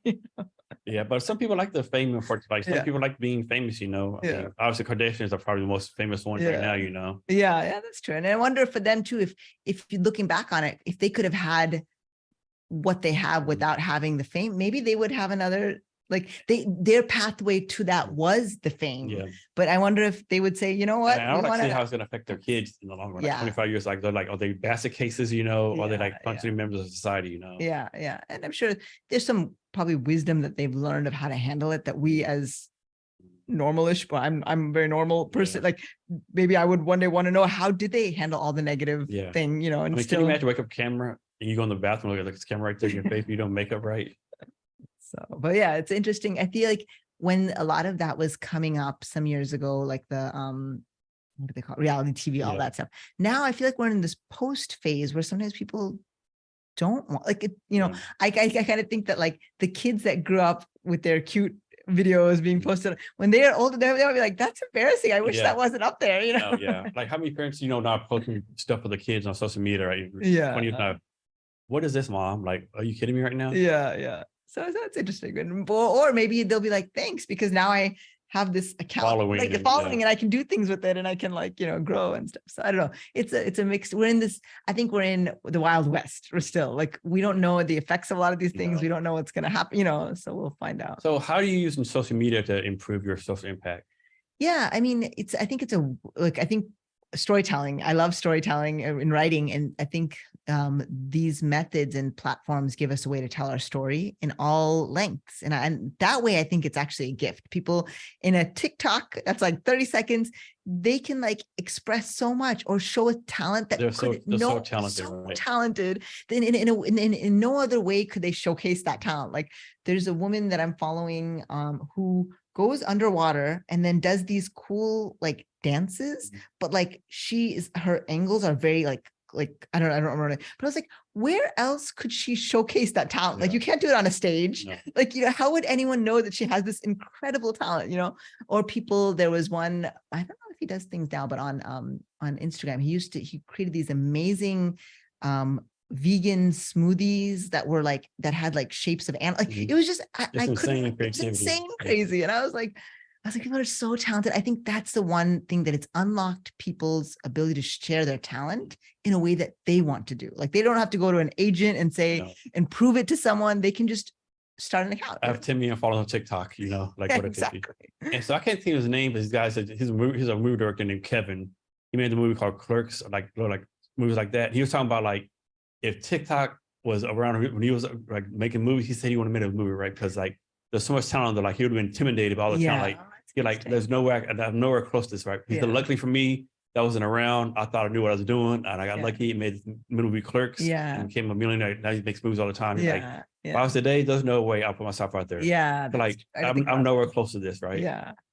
And that's a good point. Like, it could be intimidating because they, like, if I hadn't done my podcast already and I walked into your podcast, I'd be like, I don't know how to do all of this. And I wish you could all see the cameras and the setup here, but I would do it with my phone and my like plug in, and I do it super lean. It was enough. It was the quality was enough. I found ways to make it a little better. So yeah, I think there's a balance of being intimidated and being inspired. If that makes sense, being fearless and fearless. Yeah. So so every day you probably have 1,000 priorities, right? How do you make sure you do priorities 1 and 2 versus number 997? Yeah, I've been telling people that this year has been so interesting because working in doing the important legal work and like working with clients, that's like 3 days a week, and then trying to shift gears and work on my business and then work on the books. So I kind of just have been telling myself, like, be where my feet are, if that makes any sense. Because like sometimes focus and try not to, like, I can worry about something, but if I'm not in the office to do that, then my worrying about it is not, if I'm in the office the days they're there, I just need to be there with those clients, and that matters, and those issues. And then on the other days, be in that place. If I'm in a meeting with someone about Innov8social, then just turn everything else off and be there. I'm not the best at it, but it's something, it's like a mantra that I say in my mind, just be where your feet are. And it kind of calms my energy down a little bit, because really, they've shown studies that show that when we think we're multitasking, we're not only doing one thing at a time, because we're just doing 4 things at a time. You're just going for like 1 minute. Yes. So when your brain's twitching it tricks you into thinking that you're doing, you're not. So with that, it actually gives me some peace, actually, But it does make you feel like you're doing more stuff. You're multitasking, even though you're not. Yeah, because you're just toggling between tabs, so to speak, of your priorities, like your laptop. So yeah. So what's something that's on your bucket list that you have not done yet that you want to do? I would love to do an impactathon internationally. I would love to do one in Bombay, actually. Bombay, okay. Because that's where my family's from, and I've done some things that would be really special, a full circle kind of moment. I would love to, right now we do one impactathon at a time. So the sales cycles are long and stuff. I would love to figure out a way that we know we're doing 10 impactathons, and our focus then becomes where, how are they connected? What's the team? I would love that. I would love to enter in my mind the next level of thinking big, because I think sometimes when we're entrepreneurs, we're so used to being that frog on the lily pad, jumping from one lily pad to another. But when we think big, and I think, Elon Musk is not, I don't know, he's a genius, but lots of challenges with him too. But I think one thing is he can think big, and he must have been able to think big even much earlier, when he had nothing. But so that ability for us to think big about our work, like, because then we can start like exponentially moving things, changing things. So. I'm a firm believer that if you can imagine, you can do it, right? Yeah. I don't care how crazy off the wall it is. Yeah. Now, of course, if you imagine you can build an escalator from here to Mars, maybe not that, Yeah, or maybe not in your lifetime, or who knows, yeah. Maybe we learn how to breathe, space air. Yeah. So, let's think what else. So as far as like, that's more like a business bucket list. Like, what's a personal bucket list? Like, you want to dive on a plane, travel around the world? Oh, yeah. I think I would like to travel more. That would be really awesome. and maybe eventually like adopt kids. That's been on my mind. Maybe having lost a mom, like I feel like there are kids That mom thing's kicking in. yeah, like in that sense of like having lost a mom to no fault of our own. There are kids that don't have a mom through no fault of their own. Maybe there's a cycle or circle, but I would want to be in a different stage of things. Right now, I feel like I'm right now the relationship and the child is the company, is the work, so some of that. Yeah. And I feel like, yeah, just kind of to always be able to live a life in a way that I can say yes to things that I want to do always, like if I want to start a new thing, like, and that means there's a certain amount of stability. Maybe the network is also really strong that I could one day call Jason up because we're in a different stage of all this and be like, hey, Jason, I had this idea. I want to come run it by you. Can we like launch a version of it? And you're like, yeah, let's, I think so, like have that kind of thing where we can think about ideas and have the network to just try them out and build them. So as a female, do you find it this societal pressure where you have to have it all, like you have to have the career, be a mom, be a wife? Is that still going on, or not so much anymore? Maybe I feel so off the beaten track of anyone. Like again, maybe this is the observer part of it. And maybe even after losing our mom, I almost look at families that are Indian that were like our family and be like, oh, that's a nice Indian family. Like, oh my, but I'm also that, because I feel like it put me in that observer place as well. So I think now I hope I'm not in that should energy. Anything now is, I hope, comes from a place of purpose and joy, like anything, because I don't think it's worth it for me otherwise. Like I'm now way off I've missed every train, I'm on my own path now. So just do things that like make sense and hopefully impact others in a positive way. And I kind of feel like if it doesn't happen in this lifetime, anything, it's okay. Like that's okay. Like I'm not incomplete. I'm a whole person. I feel really fulfilled. If it all ended tomorrow, my song is out. Like, whatever I had to sing or whatever I had to share is out. I just want to do more of it, but I don't want to live a half life, like where it's not complete because of XYZ, because it's just not what I want to do. So do you work every day? Do you take vacations once in a while? Like how do you do that? Yeah, I think I like some of those times kind of flex, and my nephews are in the Bay Area. So I've been trying to go at least once a month to see my family there. That's a kind of a first priority for me. And try to see friends when I can. I love, I love laughing. I love hanging out and being able to joke around and have some lighter moments too. But I think sometimes when we're working on these big things, that is not always available. Like I don't feel in that lightness to go and hang out, because I feel like these things have to get done. And with the children's book, now I have a great illustrator, but there was a few months when we were in between and I just felt like these books, I don't know how we're going to birth these. How are these books going to get out in the world? But now it feels like we have a little pathway now there. So what's something that you're doing right now as far as entrepreneur, as like a piece of cake to you, right? There's no problem. And you're like, man, this was such a challenge back in the day. You're like, how is this a challenge? It's so easy for me to do. Oh, I love that question. I think not always, but I think public speaking now feels much more authentic and natural to me than it did when I was starting. And I did so many talks, and everything. I felt, but I feel like now it just comes from such a like tried and tested place. I kind of think of that with these artists too, like with Beyonce and Taylor Swift touring right now. I don't know when people will listen to this, but right now they're on tour. But I was like, they're so seasoned in their work that they might have some anxiety, and we probably all do, but once they're in that place, it's their like their wisdom of having been a performer, it comes through, So I hope now, maybe for me doing this for a while, the wisdom of speaking or sharing is more calm, more connected. So you already talked about Innov8social some. Can you get like more detail how it got started, what you're focused on now, what the big dream vision for it is? Yeah, I was, after law school, I worked in a few different places at a nonprofit and then at Find Law, which is a Thomson Reuters company, and was part of their first social media team. And so blogged before, before I never blogged before. And so when I started learning about social enterprise, starting Innov8social as a blog made sense, because I had done that more, professionally as well. So that's how it started, a lot of content creation, the blog posts, looking at the legal structures that were emerging for businesses, creating impact and profit.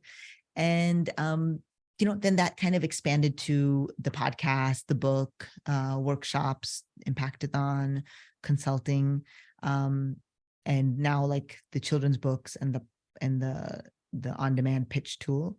So yeah, so I think it's been an evolving process. I think my vision for it has like I think hiring people, especially as a social enterprise, is a huge milestone. So right now we have contractors, but I don't have full-time staff. So I'm excited for, if that is the way that this is going to grow, I'm excited for that. Yes. So when you think you're going to be to that part where you're going to start hiring people, is that based on revenue, based on like just how you feel? What's it going to be based on? I think because right now it's almost like we do it on an event basis. When we know we have an event, it's easier to bring the team on for that. So to have a business model where we can think that much in the future, maybe that's where, if we do have the plan where we're a partner or a grant allows us to do 10 impactathons, then that'll be easier to kind of plan out. Or maybe I meet someone who has a complementary skill set. I feel like I'm that visionary person, and I am great at setting up systems, but there are people that are great at doing the details. Yeah, yeah. So if I meet someone and we want to work together, maybe through that, it'll give confidence to like take this to another stage, but otherwise I think, yeah, just keep doing the things, but I'm that way fiscally a little bit more conservative. I want to make sure that I can value the person. You want to make sure you can pay them for at least a year versus, oh my God. Yeah. Or then I'd rather do it as a contract basis because I want to value them. So back to your immigration lawyer thing. So your clients you have, like, do they have 24/7 access to you? They only contact a certain number of days, or how does that work? I wouldn't say 24/7 access, but I think, reasonable, like business hours access. And I think, with immigration law, a lot of it is like, it's like volleying, back and forth, like, okay, we need these documents. Okay, now get those documents together. Now we'll fill out the forms. Now review the form. So it's a lot of times it's like, we're doing some work and then we're giving some homework to our client, and then they're doing some work and then we're doing some, and then we file and then we wait a long time. So there's this you kind of get into a rhythm of it, but it's not like it's different than some things that are like, we have a court date now, I have to do it. It's a different kind of a rhythm, so it's more like making sure that we cross all our T's and dot our I's and are really mindful of that, and we're aware of the process and any risks that could be there for the client. And who provides like translation services? That's a good question.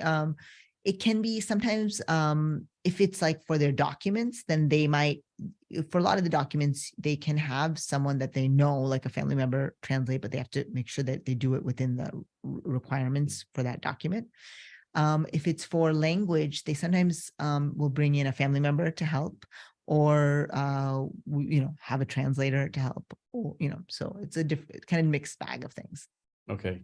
And for those people going through the process, back to this real fast, like, do you find that like they're like the out of order? Like, do they kind of give up after a certain amount of time? They get dejected, or they always like upbeat and like, I'm gonna do whatever it takes to get to America? Yeah, I guess it depends on what their journey is. I think that there can be some tough news with immigration, depending on what their situation is, and do they fit into some exception? Is there some, pathway?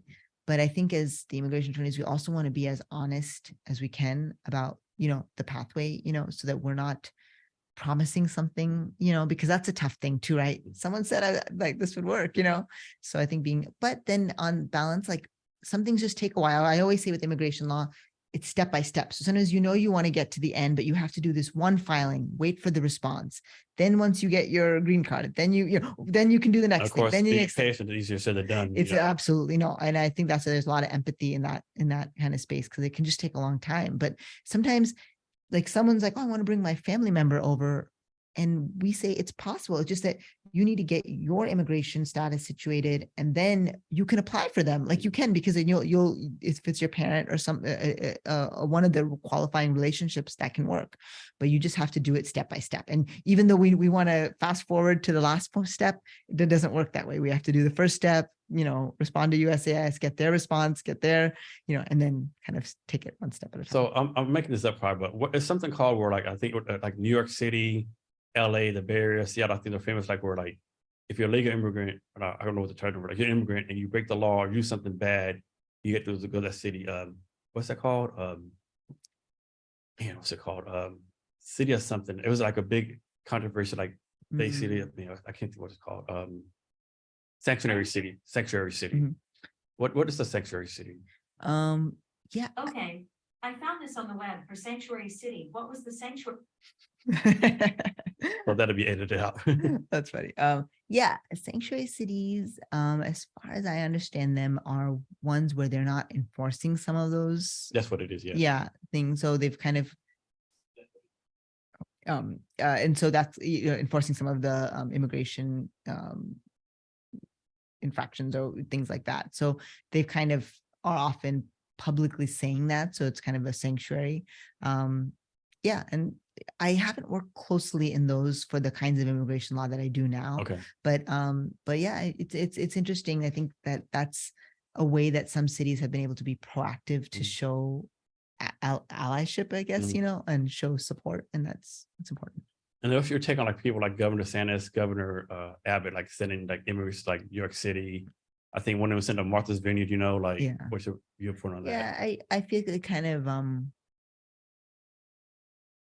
I feel like it minimizes the people involved, and I don't. That's unsettling. Like, oh, just bust someone here.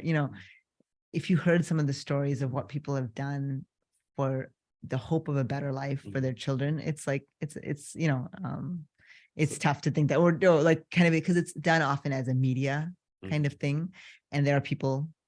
These are real people. What about the people? Some people have like, well, of course we want to send to New York City because New York City is liberal and they're pro-immigrant.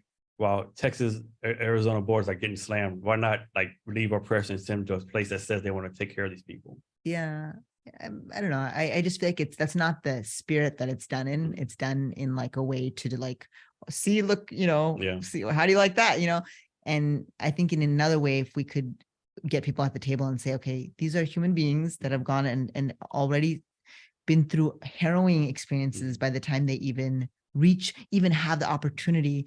So if this person was a billionaire, would they be treated like, I mean, just saying, like, if they had a person of means, like, we would be like singing, we'd be like, oh, are you, and here we're like, even once they come, they're like, oh, just ship, so I think that the regard to, I don't know, that is troubling to me. But I feel like what we could do is just say, like, there is a real toll on certain cities that are geographically near the border, but could we get together and say, how do we kind of also, so is that the promote humanity? responsibility of the federal government, state government, local government? Because I know like one city in Texas, I can't remember, it was like the population was like 20,000, had like almost like 300,000 immigrants, right? And of course that city can't do anything about it, right? So it's like, whose responsibility, who's be stepping up in those cases? Yeah. I think maybe we have to kind of have some conversations and see, because that is it's a federal border. Homeland security, maybe. Yeah, Homeland Security, and I think that there definitely need to be some change, some updates and changes there, because this is only going to increase because of climate change and many other civil instabilities in other countries. So we just have to, we can't ignore it and say it's not happening. We have to say it's almost like when you build a freeway, you don't build a freeway for the traffic you have now. You build it for thinking what's going to happen in 5 years. So I think we need to start thinking about policies of like when things happen, so we're not at that time with, and so I am hoping that, I know there are a lot of incredibly intelligent, smart, passionate people involved in immigration law here in this state, in this country.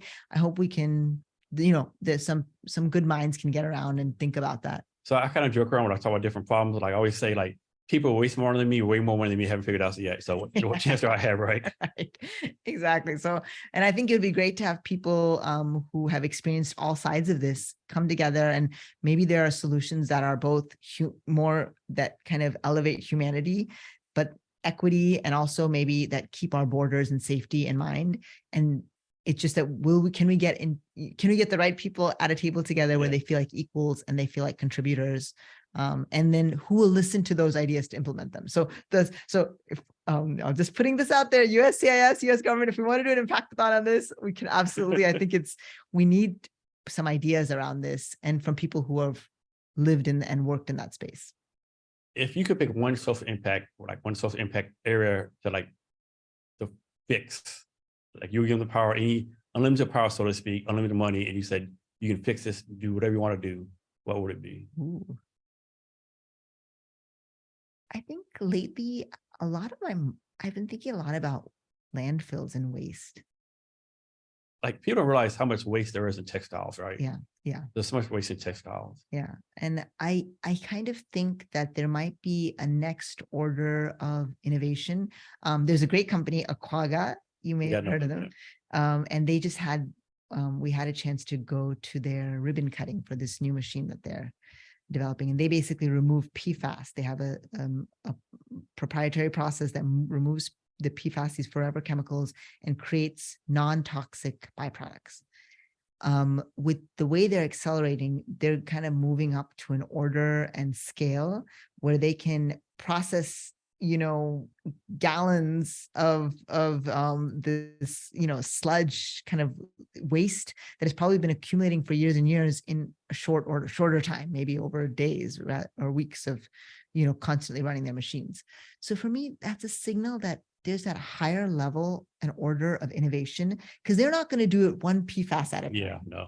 Now they've kind of gotten to a place where they can scale. So I think that even with the landfills, if we get some smart minds and creative processes, we might get to an order and scale of which we can actually. There's so much trash out there. It's Yes. ridiculous. Yeah. But where we can break things down in a way that we can't one by one by doing beach cleanups. Like we need the next 5 levels up, but I think we'll have to get to that innovation. Like it's not just there, but we'll have to try some things, but people are doing really creative things, but there could be some microorganism that could break down plastic that creates no harmful byproducts, but we need to, but to me, I think that waste, because just think about like we're over 8 billion people and we're all creating waste. That waste goes places, it goes somewhere. So I think I'm really excited around social enterprises that are either using waste materials as their raw materials or are breaking down waste and creating non-toxic byproducts. Those things. Here's one for you. So let's suppose there's like 10 social areas, right? Of impact, right? We'll just say area 1, 2, 3, 4, 5, 6. Is it better like we're doing now, like kind of spending time with L10, like diverting resource from one to the other, or is it better like just focus on number 1, fix it? While we're fix number 1, 2 to 10, like going off crazy, and then fix number 1 is fixed forever. Go to number 2, fix number 3, or is it better to do like we're doing now? Yeah, that's a really good question. I think maybe I would have said it's a combination of the both, but like after COVID, like there was a vaccine of this thing that we didn't even know created within what a year and a half. Yeah, and of course for that, some people say, not good. People say it's the good, bad, or that kind of stuff. But just getting all of those minds together, it did save people's lives. I think So I think like getting all those minds together to even create a solution. Maybe we need to do that with that's what I'm thinking. Or maybe we're minutes like instead of trying to cure cancer, heart disease, blah blah blah, we're going to cure cancer first, then we're going to cure this. Yeah. So I feel like that was, just incredible to think that innovation, because there's so many processes that need to happen before something can get to market. And they were able to work together to do that. Multiple companies, multiple solutions. So it just makes me think that it's possible, right? And if for some of these big. But do we have the will to do it? Yes, we have the will, do we have the funding, do we have the urgency? That created an urgency because everyone is literally at home. Like, there was a great urgency. Probably even worse, the people who make money off this actually want to lose money to do the stuff, Yeah. So I think, but I think it's never, I don't know that it'll ever be done, because you finish it and then as you learn more and you get more data points, you realize you have to change it. But maybe you kind of do the big push, like the big push around this. One cool organization doing some work in this is X Prize. And they basically create these moonshot prizes, right? So and so they're kind of set up. So they're creating the challenge, but that challenge invites the innovation. Yeah. And then it's like a multi-million-dollar, prize, so. I think back in the 1910s, people were like getting decimated by polio. And I guess someone said, I kick polio's ass, the polio pretty much went away, same with all the diseases, Yes, yeah. JFK, we're going on the moon for this decade. When we're giving it a go, we pretty much do it, right? But no one's out there saying, do this within a certain amount of time, right? Yeah, absolutely. So and it just is a good reminder that those things are possible. And what a moment it must have been to see someone walk on the moon, just to think that that's like not even on our planet, that's a moon to our planet, and someone is. So I think those moments can amaze us that those things are possible, and then I think that's I'm hoping, like even with the children's book, like that the kids have that sense of, I can do this. Like I can, I don't know how, but it's possible. So off something totally random, a tangent. Like, so while the moon, does people still to this day believe the moon's landing is fake, right? That the earth is flat.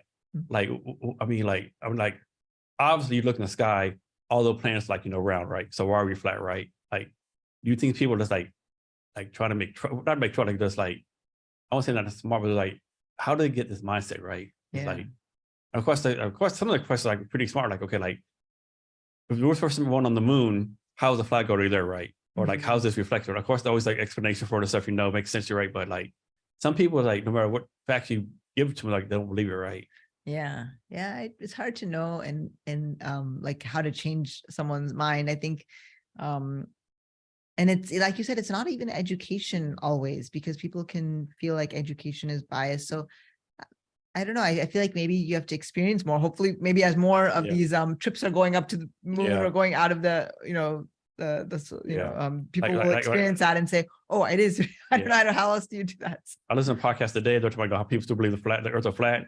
So the guy was like, well, who thinks the earth's around? Pilots, they guys who do a flight path, they know it's around. I wonder, we should do a Venn diagram. How many of all of the pilots in the world, how many of them also think the world is flat? I don't think there's a class. So maybe anyone that is like, thinking that if they go through some kind of training in that school, and then they actually have a chance, and then they would see, oh, I understand now with physics and how, how those two things cannot coexist, so.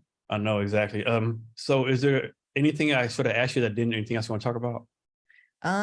No, you did a great job, very prepared. You're making me feel embarrassed about my production value of my podcast with your podcast, but that's okay. Can you share your social media so people can reach out to you? Innov8social is spelled INNOV, the number 8, SOCIAL, and that's we're on Instagram and Facebook and LinkedIn. Impactathon also has a social media handle on Instagram, and Pineapple Friends also has one. So that's new. There's not much there yet, but we'll be adding more. Does Innov8social, does that name like mean anything? Like, is that a story behind it? Yeah, that's I was just telling someone about this the other day. So this area, social entrepreneurship, just like it's under an umbrella called social innovation, is how I think of it when I started learning about the space, social innovation. And that's a very long title, like social innovation for like a website or something. So I thought I liked Innov8social, and I was going to spell it out, INNOV with the spelled out. And when I went to get the URL, someone had just purchased it a couple months before. Of course. I don't know that anyone has built anything on it. So then I was like, okay, now what do I do? Because then I kind of like that name. So then I was like, what if I just turn ATE into an 8, Innov8social? And then what was great is I worked with there was a social impact design platform, where these designers kind of bid on your design projects. It was called Good Joe. One of my friends started that actually. So I used that platform, and I kind of said, this is what the thing is, and like, can you design a logo? What I loved is he took something that I thought was the weakness. The 8 was the weakness because it was a compromise. It wasn't what I want, and he kind of made it into the strength of the logo, because so now it's like an 8, and so ever since then it's kind of like I actually kind of like that there's an 8 in it. Before I'd always be like, oh, for SEO everything, it's not good to have a number, but then I was like, oh, it's kind of what makes it unique, and also shortens it all. Like it takes 3 letters out, so yeah, so that's kind of the story. But I like it's kind of because inspired by social innovation. Okay, of course, like design and stuff, logos is important, right? What's something that you started looking back now, you're like, man, I wasted too much time on this. I should have done bam, bam, bam, done with it. I spent like way too much time worrying about it. Oh, so many, everything. Yeah. Everything. Yeah. I mean, I always joke now, like if someone's getting into the field of social entrepreneurship consulting or coaching, I was like, let me tell you all the mistakes I made, so you don't need to make them, let me just, but it can be, I don't know. You name it. I've probably made the mistake, and probably maybe even still making it. Who knows? Nice. So can you give us any last minute wisdom or advice or anything you want to talk about? Yeah. If you have an idea that you want to work on, despite listening to this whole conversation, don't let it stop you from taking the first step, because just in taking that first step, there's so much you will learn about the idea, about yourself. And everything doesn't need to become a social enterprise or a business, but I think that it will strengthen that like muscle to know that you can take an idea and do something with it, and amazing things can happen, so I think I would just say that. So go and do, like, in all good things, go and do is what I'll just leave this with. Neetal, thank you for your time today. I really appreciate it. Thank you, Jason. Thanks so much. And to listeners, don't forget to check out our crowdfunder at refunder.com/CavernsHR. Thanks for your time, and remember to be great every day.